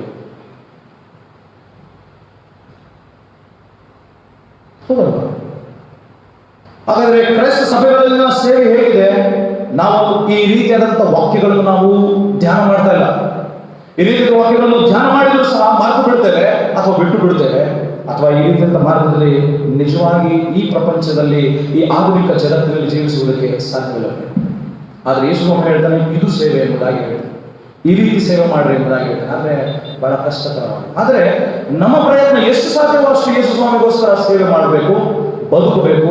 ಯಾಕಂದ್ರೆ ಪೌಲ ಹೇಳ್ತಾನೆ, ನಾನು ಬದುಕಿದರೂ ಸತ್ತರು ನಾನು ಕ್ರಿಸ್ತನವನೇ. ಯಾಕಂದ್ರೆ ಪೌಲ ಆ ಕಾಲದಲ್ಲಿ ನೋಡ್ರಿ, 2000 ವರ್ಷಗಳ ಹಿಂದೆ ಪ್ರಯಾಣಕ್ಕೆ ನಮ್ಮಂತೆ ಕಾರ್ ಇರಲಿಲ್ಲ. ಇವತ್ತು ನಮ್ಮ ಕಾರಲ್ಲಿ ಬರ್ತೀನಿ, ನಾನು ಕಾರಲ್ಲಿ ಬಂದು ನಾನು 5 ನಿಮಿಷ ಮುಂಚೆ ಬರ್ತೀನಿ. ನಾನು ಇವತ್ತು ಕಾರಿದ್ರೆ ನಾನು ಕೆಲವೊಮ್ಮೆ ಮನೆಗಳ ಭೇಟಿ ಮಾಡೋದಕ್ಕೆ ಕಷ್ಟ ನನಗೆ. ಅವತ್ತು ಪೌಲ ಕಾರ್ ಇರಲಿಲ್ಲ, ಅವನಿಗೆ ಬೈಕ್ ಇರಲಿಲ್ಲ, ಟ್ರಾನ್ಸ್ಪೋರ್ಟೇಷನ್ ಅಥವಾ ಸಾರಿಗೆ ಸಂಸ್ಥೆಯ ಯಾವುದೇ ಅನುಕೂಲ ಇರಲಿಲ್ಲ. ಪ್ರತಿಯೊಂದು ಊರುಗಳಿಗೆ ಹೋಗಿ ಸಭೆಗಳನ್ನು ಸ್ಥಾಪನೆ ಮಾಡಿದ. ಇಂದು ನಾನು ಸಭೆ ಸ್ಥಾಪನೆ ಮಾಡೋದಕ್ಕೆ ಆಗ್ತದೆ, ಒಂದು ಬೇರೆ ಬೇರೆ ಅಡೆತಡೆಗಳೆಲ್ಲ ಇದೆ. ಆದಾಗ್ಯೂ ನನ್ನ ಮನಸ್ಸೆಷ್ಟಿದೆ, ನನ್ನ ಮನೋಭಾವ ಹೇಗಿದೆ ಸೇವೆಯಲ್ಲಿ, ನಾನು ಹೇಗಿದ್ದೇನೆ ಸೇವೆಗೋಸ್ಕರವಾಗಿ, ನಿಷ್ಠೆಯಿಂದಿದ್ದೇನಾ, ಪ್ರಾಮಾಣಿಕತೆಯಿಂದಿದ್ದೇನಾ? ಇಲ್ಲ. ನನಗೂ ನಾಚಿಕೆ ಆಗ್ತದೆ, ನಾನು ನಾನೇ ಹೊಡ್ಕೋಬೇಕು. ಯಾಕಂದ್ರೆ ನನ್ನ ಸೇವೆ ಈ ವಾಕ್ಯದ ಪ್ರಕಾರದಲ್ಲಿಲ್ಲ. ಯಾಕಂದ್ರೆ ನಮ್ಮ ಸಂಸ್ಥೆ ಆಗಿದೆ, ಅಥವಾ ನಮ್ಮ ಪರಿಸರ ಆಗಿದೆ, ಅಥವಾ ನಮ್ಮ ಬೆಳವಣಿಗೆ ಇರುವಂಥ ನಮ್ಮ ಅಟ್ಮಾಸ್ಫಿಯರ್, ನಮ್ಮ ಪರಿಸರ ಆಗಿದೆ ಎಂಬುದಾಗಿ ನಾವು ಹೇಳ್ತೇವೆ. ಆದರೆ ಅವತ್ತು ಅನುಕೂಲ ಇಲ್ಲದಿದ್ದರೂ ಸಹ ಸಭೆಗಳನ್ನು ಸ್ಥಾಪನೆ ಮಾಡಿದ. ಈ ಪ್ರಸ್ತುತ ಟರ್ಕಿ ದೇಶ ಅಂದಿನ ಸಭಾ ಸ್ಥಾಪನೆ ಮಾಡಿದಂತಹ ಪೌಲನ ಸೇವಾ ಕ್ಷೇತ್ರಗಳಾಗಿದೆ, ಸೇವೆಗಳ ಕ್ಷೇತ್ರಗಳಾಗಿದೆ. ಇಂದು ನಾನು ಮಾಡಿದಂಥ ಸೇವೆ ಪೌಲನಲ್ಲಿ 1% ಕೂಡ ಇಲ್ಲ. ಪ್ರಾರ್ಥನೆ ಮಾಡ್ಬೋದು, ಉಪವಾಸ ಮಾಡ್ಬೋದು, ಅಥವಾ ಆರಾಧನೆಗಳು ನಡೆಸ್ಬೋದು, ಲೈವ್ ಮೂಲಕವಾಗಿ ಆರಾಧನೆಗಳನ್ನು ಒದಗಿಸ್ಬೋದು. ಆದರೆ ಇಂತಹ ಸೇವೆಯನ್ನು ನಾನು ಮಾಡುತ್ತಿಲ್ಲ ಎಂಬುದಾಗಿ ನಾನು ನಿಜಕ್ಕೂ ನಾನೇ ಹೇಳ್ತೀನಿ. ಯಾಕಂದರೆ ಇಲ್ಲಿ ನಿಂತು ನಾನು ಮನಸ್ಸಾಕ್ಷಿಗೆ ವಿರುದ್ಧವಾಗಿಯೂ ದೇವರಿಗೆ ವಿರುದ್ಧವಾಗಿ ನಾನು ಮಾತನಾಡುವುದಕ್ಕೆ ಸಾಧ್ಯವೂ ಇಲ್ಲ, ಮಾತನಾಡಲೂಬಾರದು. ಯಾಕಂದರೆ ಶಾಪಕ್ಕೂ ಒಳಗಾಗ್ತೇನೆ, ಸಾವಿಗೂ ಒಳಗಾಗ್ತೇನೆ. ಆದರೆ ಇಂತಹ ಸೇವೆಯನ್ನು ಮಾಡ್ರಿ ಎಂಬುದಾಗಿ ಯೇಸು ಹೇಳ್ತಾರೆ. ನಾನು ಸೇವೆಗೋಸ್ಕರ ಪ್ರಾಣ ಕೊಡಬೇಕಂತ ನಾನು ಮಾತ್ರ ಅಲ್ಲ, ಸೇವೆ ಮಾಡುವುದಕ್ಕೆ ಬರುವಂಥವ್ರು ಎಲ್ಲರೂ ಸಹ ಕೊಡಬೇಕು. ಆದರೆ ಇಲ್ಲಿ ನಾವು ಪ್ರಾಣ ಕಿತ್ಕೊಳ್ತೇವೆ, ಇನ್ನೊಬ್ಬರು ಪ್ರಾಣ ಹಿಂಡುತ್ತೇವೆ, ಅಥವಾ ಇನ್ನೊಬ್ಬರು ಪ್ರಾಣವನ್ನು ನಾವು ಮುರಿದು ಹಾಕ್ತೇವೆ. ಮಾನಸಿಕವಾಗಿ ನಾವು ಸಮಾಧಿ ಕಳಿಸ್ಕೊಂಡಿರ್ತೀವಿ ನಾವು ಆಲ್ರೆಡಿ. ಯೇಸು ಸ್ವಾಮಿಯ ಸೇವಾ ವೈಖರಿ ಶಿಷ್ಯರು ಕೇಳ್ತಾರೆ ನೋಡಿ, ಪೇತ್ರ ಕೇಳ್ತಾನೆ, ಪಾಪ ಅವನು ಎಲ್ಲ ಬಿಟ್ಬಿಟ್ಟು ಬಂದ್ಬಿಟ್ಟಿರ್ತಾನೆ. 19ನೇ ಅಧ್ಯಾಯ ಮತ್ತಾಯನ ಸುವಾರ್ತೆ 19ನೇ ಅಧ್ಯಾಯ ತೆಗಿರಿ, 27ನೇ ವಚನದಿಂದ ಗಮನಿಸುತ್ತೇವೆ. ಮತ್ತಾಯನ ಸುವಾರ್ತೆ 19ನೇ ಅಧ್ಯಾಯ 27, 28 ಮತ್ತು 29ನೇ ವಚನದಲ್ಲಿ ಪೇತ್ರನು ಕೇಳ್ತಾನೆ, ಇಡೀ ಶಿಷ್ಯ ಮಂಡಳಿಯ ಪರವಾಗಿ ಕೇಳ್ತಾನೆ, ಈಗೋ ನಾವು ಎಲ್ಲ ಬಿಟ್ಟುಬಿಟ್ಟು ನಿನ್ನನ್ನು ಹಿಂಬಾಲಿಸ್ತೇವೆ. ನಾನು ಹೆಂಡತಿ ಬಿಟ್ಬಿಟ್ಟು ಬಂದಿದ್ದೀನಿ, ನಾನು ಅತ್ತೆ ಬಿಟ್ಬಿಟ್ಟು ಬಂದೆ, ನಾನು ಕೆಲಸ ಬಿಟ್ಬಿಟ್ಟು ಬಂದೆ, ನಾನು ಸಾಫ್ಟ್ವೇರ್ ಕಂಪ್ನಿಯಲ್ಲಿ ಕೆಲಸ ಮಾಡ್ತಿದ್ದೆ, ನಾನು ಬೆಸ್ತನಾಗಿದ್ದೆ, ನಾನು ಕಾರ್ಪೊರೇಟ್ ಕಂಪ್ನಿಯಲ್ಲಿ ನಾನು MD ಆಗಿದ್ದೆ, ನಾನು ಏನೋ ಮಾಡ್ತಿದ್ದೆ, ನಾನು ಒಳ್ಳೆ ದೊಡ್ಡ ಬಿಸ್ನೆಸ್ ನಾನು ಎಲ್ಲ ಬಿಟ್ಬಿಟ್ಟು ಬಂದೆ, ನಮಗೇನು ದೊರಕುವುದು?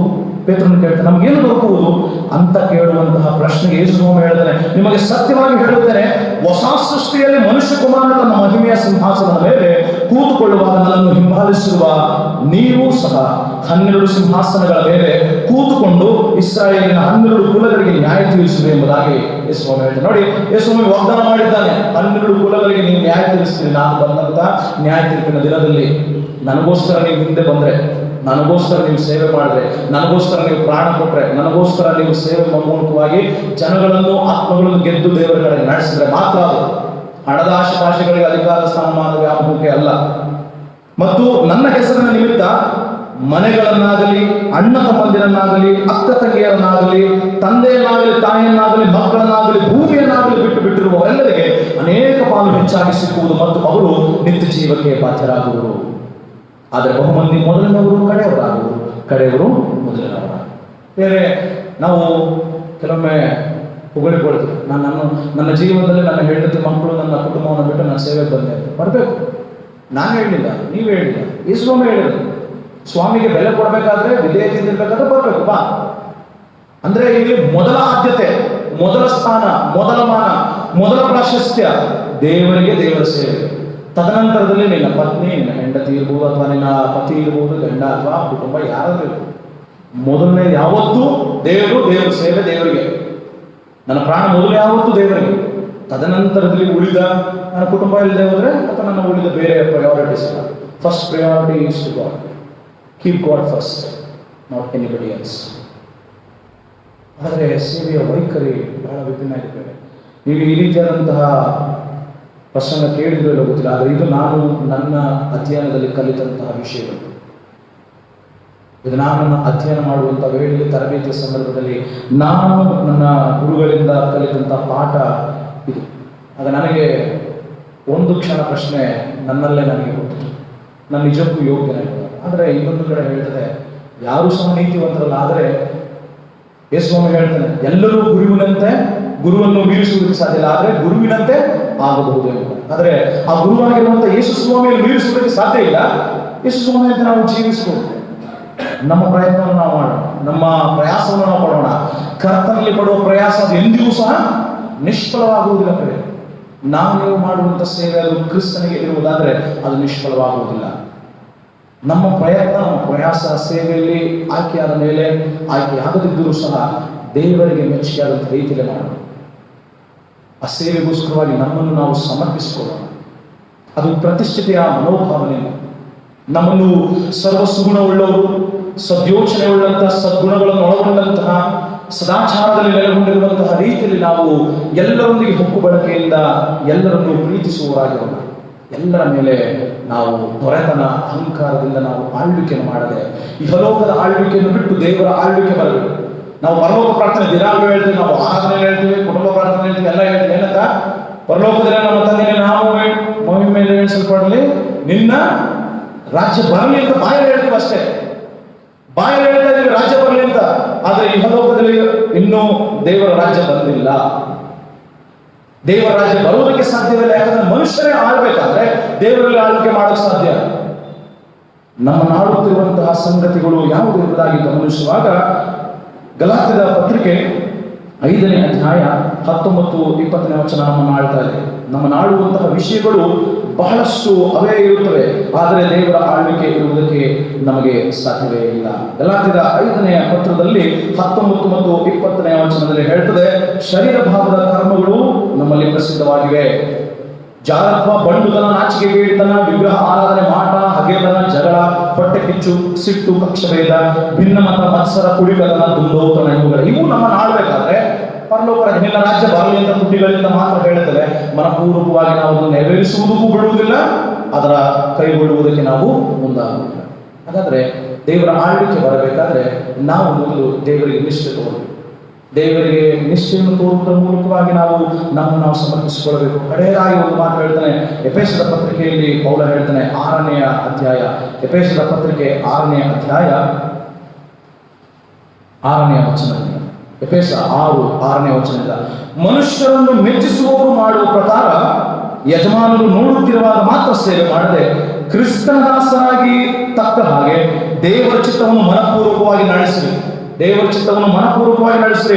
ನನ್ನ ಯಜಮಾನ ನೋಡ್ತಾ ಇದ್ದಾನೆ, ನನ್ನ ಬಾಸ್ ನೋಡ್ತಾ ಇದ್ದಾನೆ, ನನ್ನ ಪ್ರಿನ್ಸಿಪಾಲ್ ನೋಡ್ತಾ ಇದ್ದಾನೆ, ನನ್ನ ಎಂಡಿ, ನನ್ನ CEO ನೋಡ್ತಾ ಇದ್ದಾನೆ, ಸಭಾಪಾಲಕ ನೋಡ್ತಾ ಇದ್ದಾರೆ, ಸಭಾ ಸಮಿತಿ ನೋಡ್ತಾ ಇದೆ, ಅಥವಾ CM ನೋಡ್ತಾ ಇದ್ದಾರೆ, PM ನೋಡ್ತಾ ಇದ್ದಾರೆ, ಮಿನಿಸ್ಟರ್ ನೋಡ್ತಾ ಇದ್ದಾರೆ, ಅಲ್ಲ ಬೇರೆ, ದೇವರು ನನ್ನನ್ನು ನೋಡ್ತಾ ಇದ್ದಾನೆ, ದೇವರು ನನ್ನ ಮೇಲೆ ದೃಷ್ಟಿ ಇಟ್ಟಿದ್ದಾನೆ ಎನ್ನುವಂತ ಆಲೋಚನೆಯಿಂದ ನಿಷ್ಠ ಪ್ರಾಮಾಣಿಕತೆಯಿಂದ ಮಾಡಬೇಕು. 7ನೇ ವಚನದಲ್ಲಿ ಹೇಳ್ತದೆ, ಮನುಷ್ಯರಿಗೋಸ್ಕರವಲ್ಲ, ಇಹಲೋಕದಲ್ಲಿರುವಂತಹ ಯಾವುದೇ ಮನುಷ್ಯರನ್ನು ಮೆಚ್ಚಿಸುವಂತ ಕಾರ್ಯ ನಾವು ಮಾಡುವುದಕ್ಕೆ ಹೋಗಬಾರದು. ಕರ್ತನಿಗೋಸ್ಕರ ಸೇವೆ ಮಾಡುತ್ತೇವೆಂದು ಚಿತ್ತಪೂರ್ವಕವಾಗಿ ಸೇವೆ ಮಾಡ್ರಿ.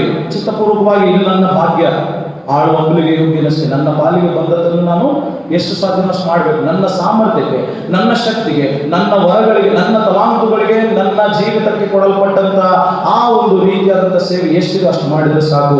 ದೇವರು ನೀನು ಹೆಚ್ಚು ಬಯಸುವುದಿಲ್ಲ. ಯಾಕಂದ್ರೆ ಒಬ್ಬನು ದಾಸನಾಗಲಿ ಸ್ವತಂತ್ರನಾಗಲಿ ತಾನು ಯಾವ ಸತ್ಕಾರ್ಯವನ್ನು ಮಾಡುತ್ತಾನೋ ಅದರ ಪ್ರತಿಫಲವನ್ನು ಕರ್ತನಿಂದ ಹೊಂದುವನೆಂಬುದನ್ನು ನೀವು ತಿಳಿದವರಾಗಿ ಇದ್ದೀರಿ. ಕರ್ತನಿಂದ ಹೊಂದುವುದವರಾಗಿ ನಾವು ಕರ್ತನು ಕೊಡುವಂತಹ ಆ ಜೀವವೆಂಬ ಜಯಮಾಲೆಗೋಸ್ಕರವಾಗಿ ನಾವು ಸೇವೆ ಮಾಡಬೇಕೇ ವಿನಃ ಅಯ್ಯೋ ಕೊಡ್ತಾರೆ, ಸಭಾಪಾನ ಸಮಿತಿ ಸದಸ್ಯರು ಕೊಡ್ತಾರೆ, ಅಥವಾ ಬೇರೊಬ್ಬರು ಕೊಡ್ತಾರೆ, ಆ ರೀತಿಯಾದಂತಹ ಆಲೋಚನೆ, ಆಶೆಪಾಶೆಗಳು ನಮಗೆ ಬೇಡ. ಮನುಷ್ಯರನ್ನು ಮೆಚ್ಚಿಸಿ ನಾವು ಕಿರೀಟವನ್ನು ಇಹಲೋಕದಲ್ಲಿ ಪಡ್ಕೊಳ್ತೇವೆ. ದೇವರಿಂದ ಕಿರೀಟ ಅಲ್ಲ, ದೇವರ ರಾಜ್ಯದ ಬಾಗಿಲಕ್ಕೆ ಆ ದಾರಿಗೆ ಹೋಗೋದಕ್ಕೆ ಸಾಧ್ಯ ಇಲ್ಲ. ದೇವರ ಮಾರ್ಗ, ದೇವರ ಸೇವೆ ಹೀಗಿದೆ, ಆದರೆ ನಮ್ಮ ಸೇವೆ, ನಮ್ಮ ಮಾರ್ಗ ಹೀಗಿದೆ. ಈ ವ್ಯತ್ಯಾಸಗಳನ್ನು ತಿಳ್ಕೊಂಡು ನಾವು ನಿಷ್ಠೆ ಪ್ರಾಮಾಣಿಕತೆಯಿಂದ ಕ್ರಿಸ್ತನು ಬಯಸುವಂತಹ ಆ ಸೇವೆಯನ್ನು ಮಾಡುವ, ಕ್ರಿಸ್ತನು ಇಚ್ಛಿಸುವಂತಹ, ಕ್ರಿಸ್ತನ ಚಿತ್ತಪೂರ್ವಕವಾದಂತಹ ರೀತಿಯಲ್ಲಿ ನಮ್ಮ ಸೇವೆ, ನಮ್ಮ ಜೀವನ, ನಮ್ಮ ಧ್ಯೇಯ, ನಮ್ಮ ಗುರಿ, ನಮ್ಮ ಆಲೋಚನೆಗಳು, ನಮ್ಮ ಮಾರ್ಗಗಳಾಗಿವೆ. ಆಗ ಮಾತ್ರ ದೇವರಿಗೆ ಮಹಿಮೆ, ಆಗ ಮಾತ್ರ ನಮಗೆ ಆಶೀರ್ವಾದ. ಇಹಲೋಕದಲ್ಲಿ ಕೊಡುವಂತಹ ಯಾವುದೇ ಪ್ರಯತ್ನಕ್ಕೆ ಆ ಪ್ರತಿಫಲವು ಕರ್ತನ ಮೂಲಕವಾಗಿ ಆಗಿದ್ದರೆ ಮಾತ್ರ ನಮಗೆ ಆಶೀರ್ವಾದ. ಇಲ್ಲದಿದ್ದರೆ ಕರ್ತನ ಹೆಸರಿನಲ್ಲಿ ಬರುವವನಿಗೆ ಆಶೀರ್ವಾದ, ಇಲ್ಲದಿದ್ದರೆ ಶಾಪ. ಮಾಡಿ ಯೋಚನೆಯಲ್ಲಿ ಇಟ್ಕೊಳ್ರಿ. ನಾವು ಸಭಾಪಾನ ಸಮಿತಿಯ ಸದಸ್ಯರಲ್ಲ, ನಾನು ಅಯ್ಯೋರಲ್ಲ ಎಂಬುದಾಗಿ ಸಭೆಯವರು ಸಹ ನೀವು ತಿಂಕ್ ಮಾಡಬಾರ್ದು. ನಿಮ್ಮ ಭಾಗವೂ ಇದೆ, ಯಾಕಂದ್ರೆ ಆರಿಸುವುದು ನೀವೇ. ನಾನು ಮಾಡೋ ತಪ್ಪಿಗೆ, ಎಲ್ಲರೂ ಮಾಡೋ ತಪ್ಪಿಗೆ ನೀವು ಆಗ ಭಾಗಿಗಳಾಗ್ತದೆ. ನಾನು ಭಾಗಿ ಅಲ್ಲ, ನಾನು ಓಟ್ ಹಾಕಿಬಿಟ್ರೆ ಅಷ್ಟಕ್ಕೆ ಮುಗಿದೋಯ್ತಲ್ಲ. ನೀವು ಓಟ್ ಹಾಕಿದ್ಮೇಲೆ ನಿಮಗೆ ಪ್ರಾರಂಭ, ನೀವೇ ಅದಕ್ಕೆ ಕಾರಣ. ಹಾಗಂತೇಳಿ ಓಟ್ ಹಾಕದೇ ಇರಬೇಡ, ಹಾಗಂತೇಳಿ ಯಾರಿಗೂ ಓಟ್ ಹಾಕದೇ ಇರೋದು ಬೇಡ ಅಂತಲ್ಲ, ಹಾಕ್ರಿ, ನಿಮ್ಮ ಮತ ಹಾಕಿ. ಅದೇ ಗೆದ್ದವರಾಗಲಿ ಸೋತವರಾಗಲಿ ಹಿಗ್ಗುವುದು ಬೇಡ, ಕುಗ್ಗುವುದು ಬೇಡ. ನಾವೆಲ್ಲರೂ ಯೇಸು ಸ್ವಾಮಿ ಮಕ್ಕಳು.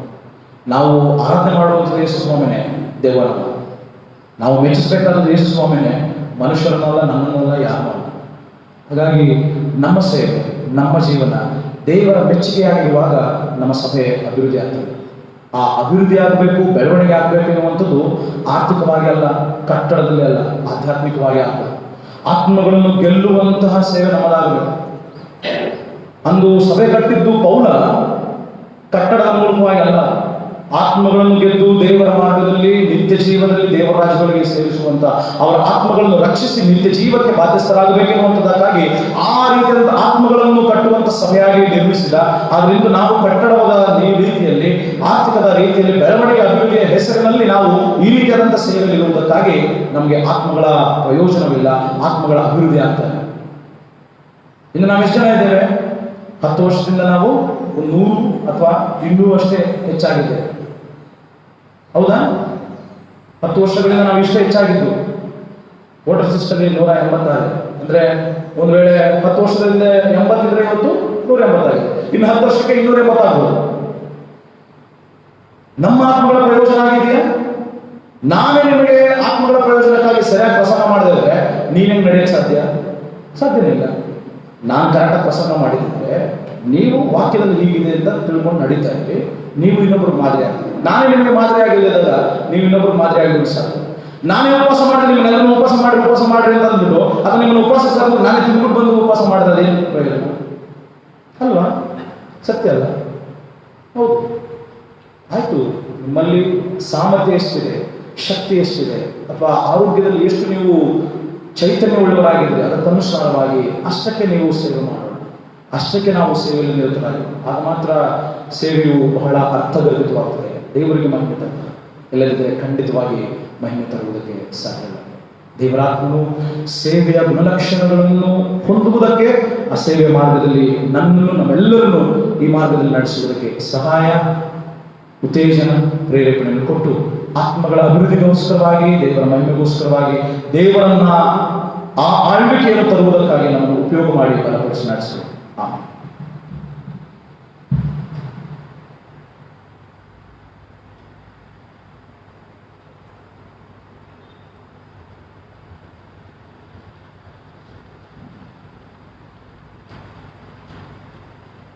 ನಾವೆಲ್ಲರೂ ಎದ್ದು ನಿಂತು 26ನೇ ಪುಟದಲ್ಲಿರುವಂತಹ ನೈಸಿಯ ವಿಶ್ವಾಸ ಸೂತ್ರವನ್ನು ಆಯ್ಕೆ ಮಾಡೋಣ.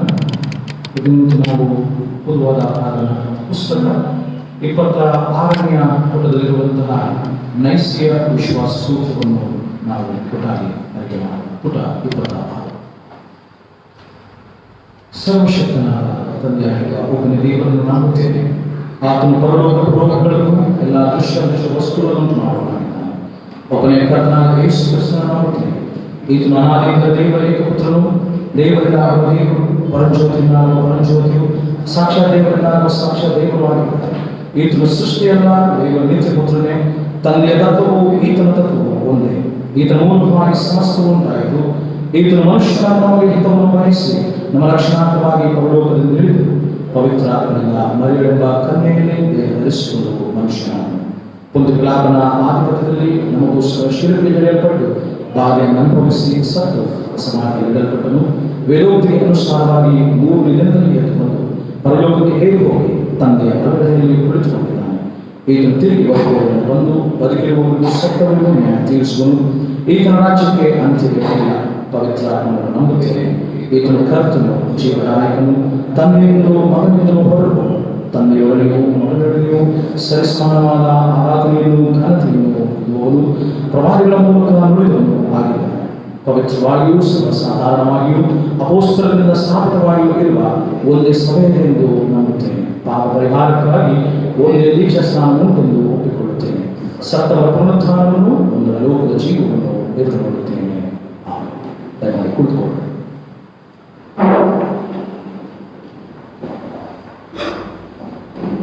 ಸಭೆಗೆ ತಿಳಿಸುವಂತ ಘಟನೆಗಳು ಇವೆ.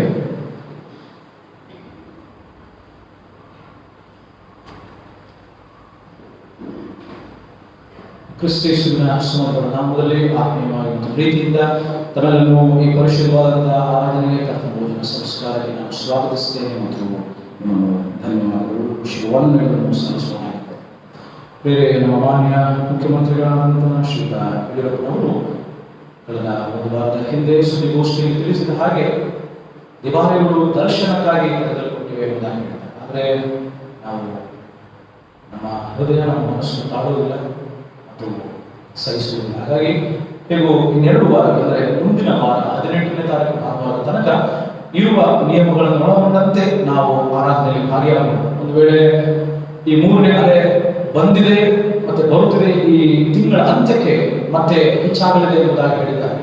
ಪೂನಾ, ಮಹಾರಾಷ್ಟ್ರ ಮತ್ತು ಕೇರಳದಲ್ಲಿ ಡೆಲ್ಟಾ ವೈರಸ್ ಮತ್ತು 3ನೇ ಅಲೆ ಮತ್ತೆ ಪ್ರಾರಂಭವಾಗಿದೆ ಮತ್ತು ಬೆಂಗಳೂರಿನಲ್ಲಿ ಕೆಲವು 2 ದಿನಗಳಿಂದ ಕೇಸ್ಗಳ ಹೆಚ್ಚುಗಾರಿಕೆ ಆಗಿದೆ ಎಂಬುದಾಗಿ ತಿಳಿದ ವಾರ್ತೆಗಳ ಮೂಲಕವಾಗಿ ನಮಗೆ ತಿಳಿದು ಬಂದಿದೆ. ಹಾಗಾಗಿ ಒಂದು ವೇಳೆ ಮತ್ತೆ ಲಾಕ್ಡೌನ್ ಆಗಬಹುದು, ಇಲ್ಲದಿರಬಹುದು. ಅಂತಹ ವೇಳೆಯಲ್ಲಿ ದಯಮಾಡಿ ಸಹಕರಿಸಿ ಮನೆಯಲ್ಲಿಟ್ಟುಕೊಂಡು ಆನ್ಲೈನ್ ಸರ್ವಿಸ್ ಮೂಲಕವಾಗಿ ಭಾಗವಹಿಸಿ.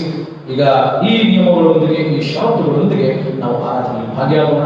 ಸಾಮಾಜಿಕ ಅಂತರವನ್ನು ದಯಮಾಡಿ ಕಾಯ್ದುಕೊಳ್ಳಿ, ಮಾಸ್ಕ್ ಧರಿಸಿರಿ.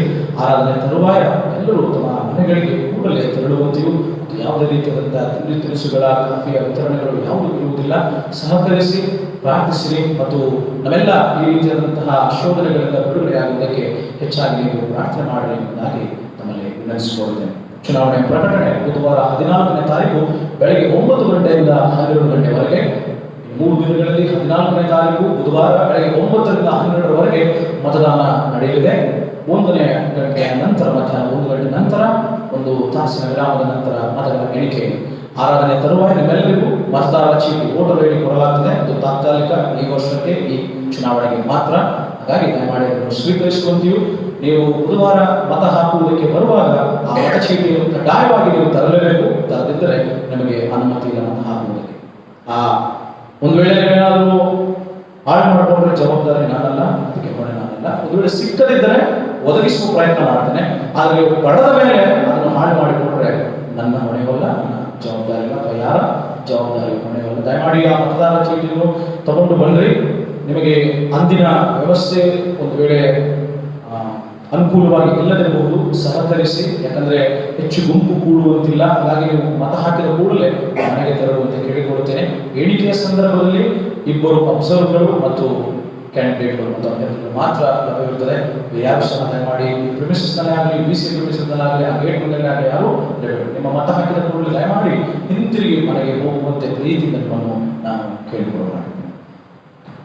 ಮತದಾರರು ಮತ್ತು ಚುನಾವಣೆಯಲ್ಲಿ ಸ್ಪರ್ಧಿಸುವಂತಹ ಅಭ್ಯರ್ಥಿಗಳಿಗೆ ಇರಬೇಕಾದ ಅರ್ಹತೆಗಳು ಎಂದು 21 ವರ್ಷ ಮೇಲ್ಪಟ್ಟಿರಬೇಕು, ಸಭೆಯ ಸಂಪೂರ್ಣ ಸದಸ್ಯರಾಗಿದ್ದು ಸಭೆಯ ನಂಬಿಕೆ ಹಾಗೂ ಶಿಸ್ತು ಕ್ರಮಕ್ಕೆ ಬದ್ಧರಾಗಿರಬೇಕು, ಸಭೆಯ ಆರಾಧನೆಗಳಿಗೆ ಸಕ್ರಿಯವಾಗಿ ಭಾಗವಹಿಸಿರಬೇಕು ಹಾಗೂ ಕನಿಷ್ಠ ಪಕ್ಷ ವರ್ಷಕ್ಕೆ 3 ಬಾರಿ ಕರ್ತನ ರಾತ್ರಿ ಭೋಜನ ಸಂಸ್ಕಾರದಲ್ಲಿ ಭಾಗವಹಿಸಬೇಕು. ಸಭೆಯ ಸದಸ್ಯರಾಗಿ ಚುನಾವಣೆ ಮುಂಚಿತವಾಗಿ ಕನಿಷ್ಠ ಪಕ್ಷ 1 ವರ್ಷವಾಗಿರಬೇಕು.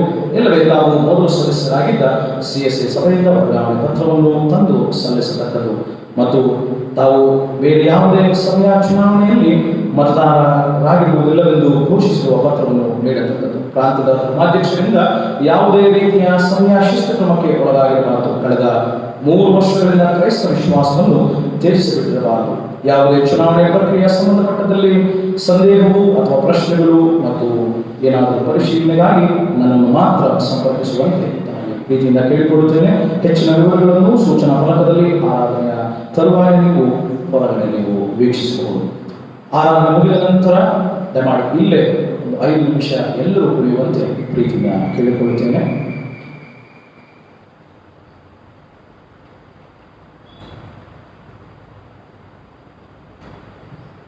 ದೇವರ ಉಪಕಾರ ನೆನೆಸಿ ಕೃತಜ್ಞತಾ ಕಾಣಿಕೆ ನೀಡಿದವರು ಶ್ರೀ ಜಗದೀಶ್ ಮತ್ತು ಕುಟುಂಬದವರಾಗಿರ್ತಾರೆ. ದೇವರು ಕುಟುಂಬವನ್ನು ಆಶೀರ್ವದಿಸಲು ನಮ್ಮ ಕಾಣಿಕೆಗಳನ್ನು ನಾವು ದೇವರಿಗೆ ಸಮರ್ಪಣೆ ಮಾಡೋಣ. 87ನೇ ಜ್ಞಾನ ಕೀರ್ತನೆ ಹಾಡೋಣ.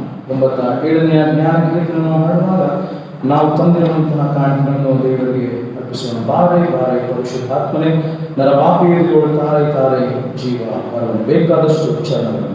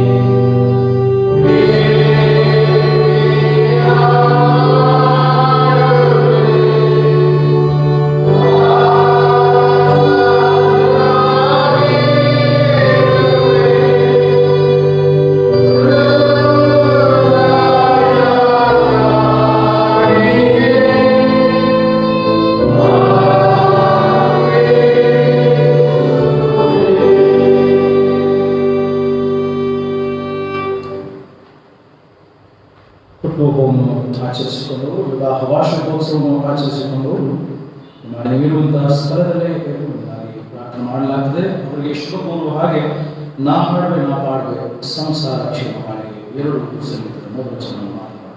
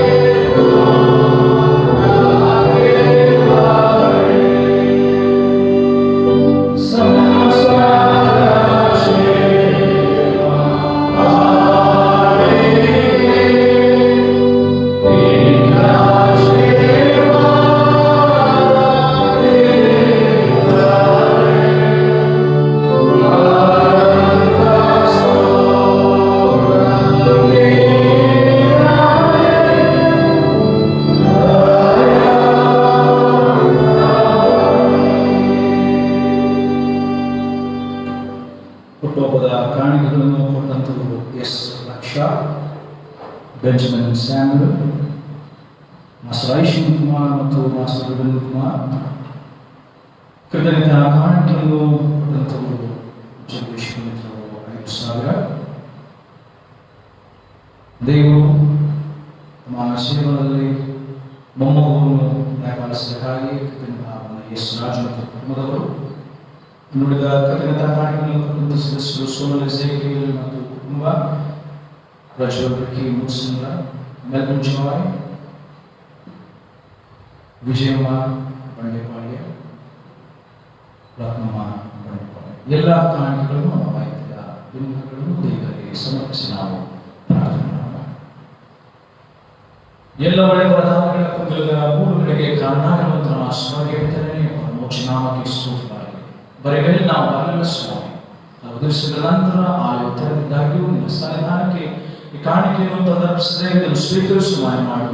ಈ ಹಣದ ರೂಪದ ವಸ್ತು ರೂಪದ ಕಾಣಿಕೆ ಮಾತ್ರವಲ್ಲದೆ ನಮ್ಮನ್ನು ನಮ್ಮ ದೇಹ ಪ್ರಾಣ ಶರೀರವನ್ನೇ ನಿಮಗೆ ಸಮರ್ಪಿಸುತ್ತೇವೆ. ನಮ್ಮನ್ನು ಸ್ವೀಕರಿಸು, ನಮ್ಮನ್ನು ಪರಿವರ್ತಿಸು, ಪರಿಶೋಧಿಸಿ, ನಮ್ಮನ್ನು ಪುಟಕ್ಕೆ ಹಾಕಿ ಶೋಧಿಸಿ ಬಂಗಾರಕ್ಕಿಂತಲೂ ಹೆಚ್ಚಾದಂಥ ರೀತಿಯಲ್ಲಿ ನಾವು ನಿನಗೆ ಶುದ್ಧರಾಗಿ ಪವಿತ್ರರಾಗಿ ನಿನ್ನ ಮಾರ್ಗದಲ್ಲಿ ನಿನ್ನ ಸೇವೆಯನ್ನು ನಿನ್ನ ಜೀವಿತವನ್ನು ನಾವು ಮಾಡಲಿಕ್ಕಾದ ನಮಗೆ ಸಹಾಯ ಮಾಡಿ.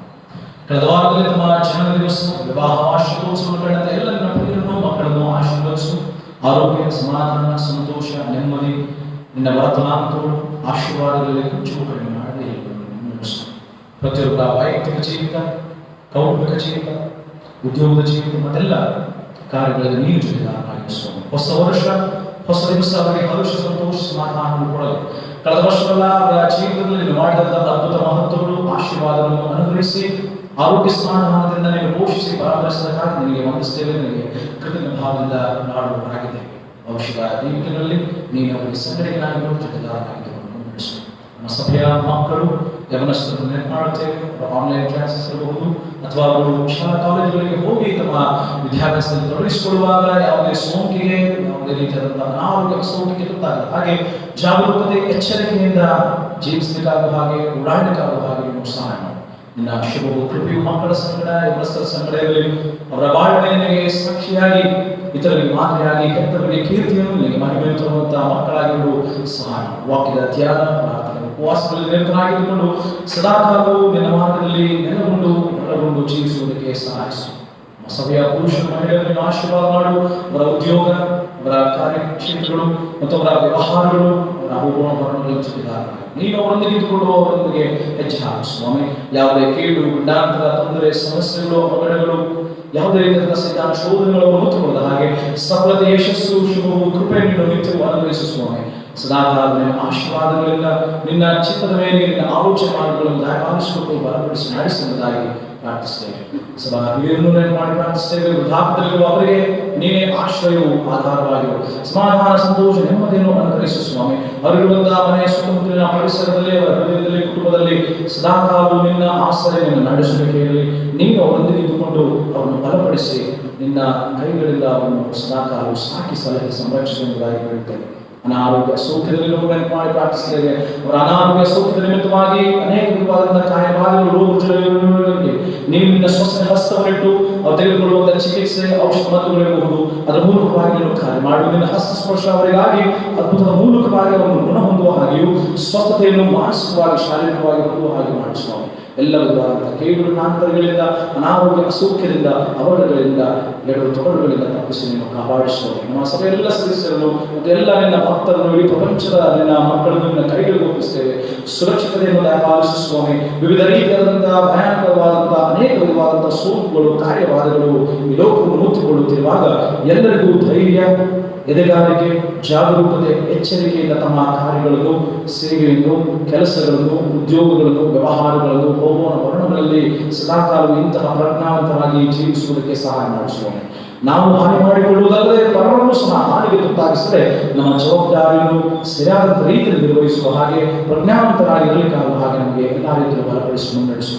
ಮುಂದಿನ ದಿನಗಳಲ್ಲಿ 4 ತಾರೀಕು ನಡೆಯಲಿರುವಂತಹ ಚುನಾವಣೆಯಲ್ಲಿ ನಿನ್ನ ಪ್ರಸನ್ನತೆಯಲ್ಲಿ, ನಿನ್ನ ಸಮಯದ ಅನುಭವದಲ್ಲಿ ಯಾರೂ ಸಹ ಹಿಗ್ಗದೆ ಕುಗ್ಗದೆ ಒಬ್ಬರನ್ನೊಬ್ಬರು ಕಚ್ಚಿ ಹರಕೊಳ್ಳುವಂತಹ ಪರಿಸ್ಥಿತಿ ಬಾರದು. ಹಾಗೆ ಸಮಾಧಾನ ಸಂತೋಷದಿಂದ ನಿನ್ನ ನಾಮದ ಪ್ರವರ್ಧಮಾನಕ್ಕೋಸ್ಕರವಾಗಿ, ನಿನ್ನ ರಾಜ್ಯದ ಸ್ಥಾಪನೆಗಾಗಿ, ನಿನ್ನ ಆಳ್ವಿಕೆಯನ್ನು ಮುನ್ನಡೆಸುವಂತಹ ಸಭೆಯಾಗಿ, ಸಭಾಧ್ಯಕ್ಷರಾಗಿ, ಸಭಾ ಸೇವಕರಾಗಿ ನಾವು ಮುನ್ನಡೆಯುವುದಕ್ಕೆ ನಮಗೆ ಸಹಾಯ ಮಾಡುವುದಾಗಿ ನಾವು ಹೇಳ್ತೇವೆ. ಮಾತ್ರವಲ್ಲದೆ ನಮ್ಮಲ್ಲಿರುವಂತಹ ಎಲ್ಲ ವೈಮನಸ್ಸು, ಮನಸ್ನಾಪ, ಹಗೆತನ, ದ್ವೇಷ ವಿರೋಧವನ್ನು ತೆಗೆದುಹಾಕು. ಯಾರೇ ಇರಲಿ, ಹೇಗೆ ಇರಲಿ, ಎಲ್ಲೇ ಇರಲಿ, ನಾವೆಲ್ಲರೂ ನಿನ್ನ ಮಕ್ಕಳು, ನಿನ್ನ ಶಿಷ್ಯರು, ನಿನ್ನ ಹಿಂಬಾಲಿಸುವಂತಹ ಅನುಯಾಯಿಗಳು ಎನ್ನುವಂಥದ್ದನ್ನು ಈ ಲೋಕಕ್ಕೆ ನಾವು ಸಾಕ್ಷಿಯಾಗಿರಬೇಕಾದ ಹಾಗೆ ಸಹಾಯ ಮಾಡಿ. ಆಯ್ದುಕೊಳ್ಳುವಂತಹ ಪ್ರತಿಯೊಬ್ಬ ಸದಸ್ಯರು ನಿಷ್ಠ ಪ್ರಾಮಾಣಿಕತೆಯಿಂದಿರಲಿ, ಅದೇ ವೇಳೆ ಆಯ್ದುಕೊಳ್ಳದೆ ಬಿಟ್ಟಂತವರು ಸಹ ಅವರು ಗಣನೆಗೆ ಬಾರದರು ಎನ್ನುವಂತಹ ರೀತಿಯಲ್ಲಿ ಪರಿಗಣಿಸದೆ ಅವರು ಸಹ ಸದಾ ಸೇವೆಯಲ್ಲಿ ಇನ್ನೊಂದು ವರ್ಗದ ಮೂಲಕವಾಗಿ ಇನ್ನೊಂದು ರೀತಿಯಲ್ಲಿ ಭಾಗಿಯಾಗುವುದಕ್ಕೆ ನೀವು ಎಲ್ಲ ಸಭೆಯ ಸದಸ್ಯರು ನೀವು ನಿನ್ನ ಆತ್ಮನ ಪ್ರೇರಣೆಯಿಂದ ತುಂಬಿಸಿ ಬಲಪಡಿಸಿ ನಡೆಸಬೇಕೆಂಬುದಾಗಿ ಪ್ರಭು ರಕ್ಷಕನಾದಂತಹ ಯೇಸುವಿನ ನಾಮದಲ್ಲಿ ಪ್ರಾರ್ಥನೆ ಬೇಡುತ್ತೇವೆ. 228ನೇ ಸಂಗೀತವನ್ನು ಮಾಡೋಣ. 228ನೇ ಸಂಗೀತ. ಕರ್ತ ನಿನ್ನ ಸೇವೆಗೆ ನನ್ನ ಜೀವ ಕೊಟ್ಟೆನು, ನಿನ್ನ ಘನಕ್ಕಾಗಿ ಹೊತ್ತು ಕಳೆದು. ಪ್ರಾರಂಭದ 3 ಚರಣಗಳನ್ನು ಮಾತ್ರ ಮಾಡೋಣ.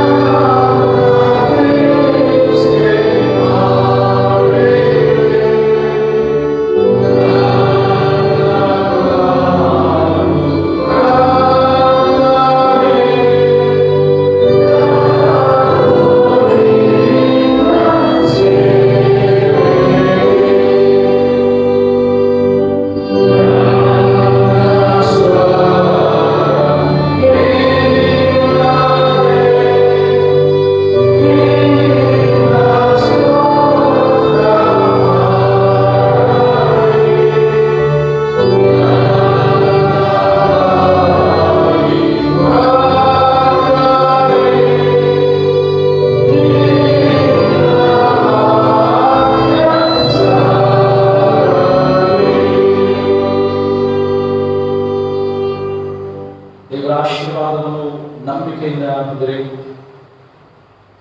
ಸೇವೆಯಲ್ಲಿ ಗುರುವಾಗಿ ಮಾದರಿಯನ್ನು ತೋರಿಸಿಕೊಟ್ಟಂತಹ ನಜರೇತಿನ ಯೇಸು ಕರ್ತನಾದಂತಹ ಕೃಪೆಯು, ಸೇವೆಗಾಗಿ ತನ್ನನ್ನೇ ಸಮರ್ಪಿಸಿಕೊಳ್ಳುವಷ್ಟರ ಮಟ್ಟಿಗೆ ಇಡೀ ತನ್ನ ಪ್ರಾಣ ಸರ್ವಸ್ವವನ್ನೇ ಕೊಡುವುದಕ್ಕೆ ತನ್ನ ಒಬ್ಬನೇ ಮಗನನ್ನು ಕಳಿಸಿಕೊಟ್ಟ ದೇವರ ಪ್ರೀತಿ, ನಾವು ಕ್ರಿಸ್ತನ ವಿಶ್ವಾಸಿಗಳು, ಅನುಯಾಯಿಗಳು, ಮಕ್ಕಳು, ಶಿಷ್ಯರೆಂಬುದನ್ನು ಸಾಬೀತುಪಡಿಸುವುದಕ್ಕೆ ನಮ್ಮನ್ನೇ ನಾವು ಕ್ರಿಸ್ತನ ಸೇವೆಗಾಗಿ, ಜೀವನಕ್ಕಾಗಿ ಸಮರ್ಪಿಸಿಕೊಂಡು ಬದುಕುವುದಕ್ಕೆ ಪವಿತ್ರಾತ್ಮನ ಪ್ರೇರಣೆ ಅನುನತೆ ನಡೆಸುತ್ತದೆ.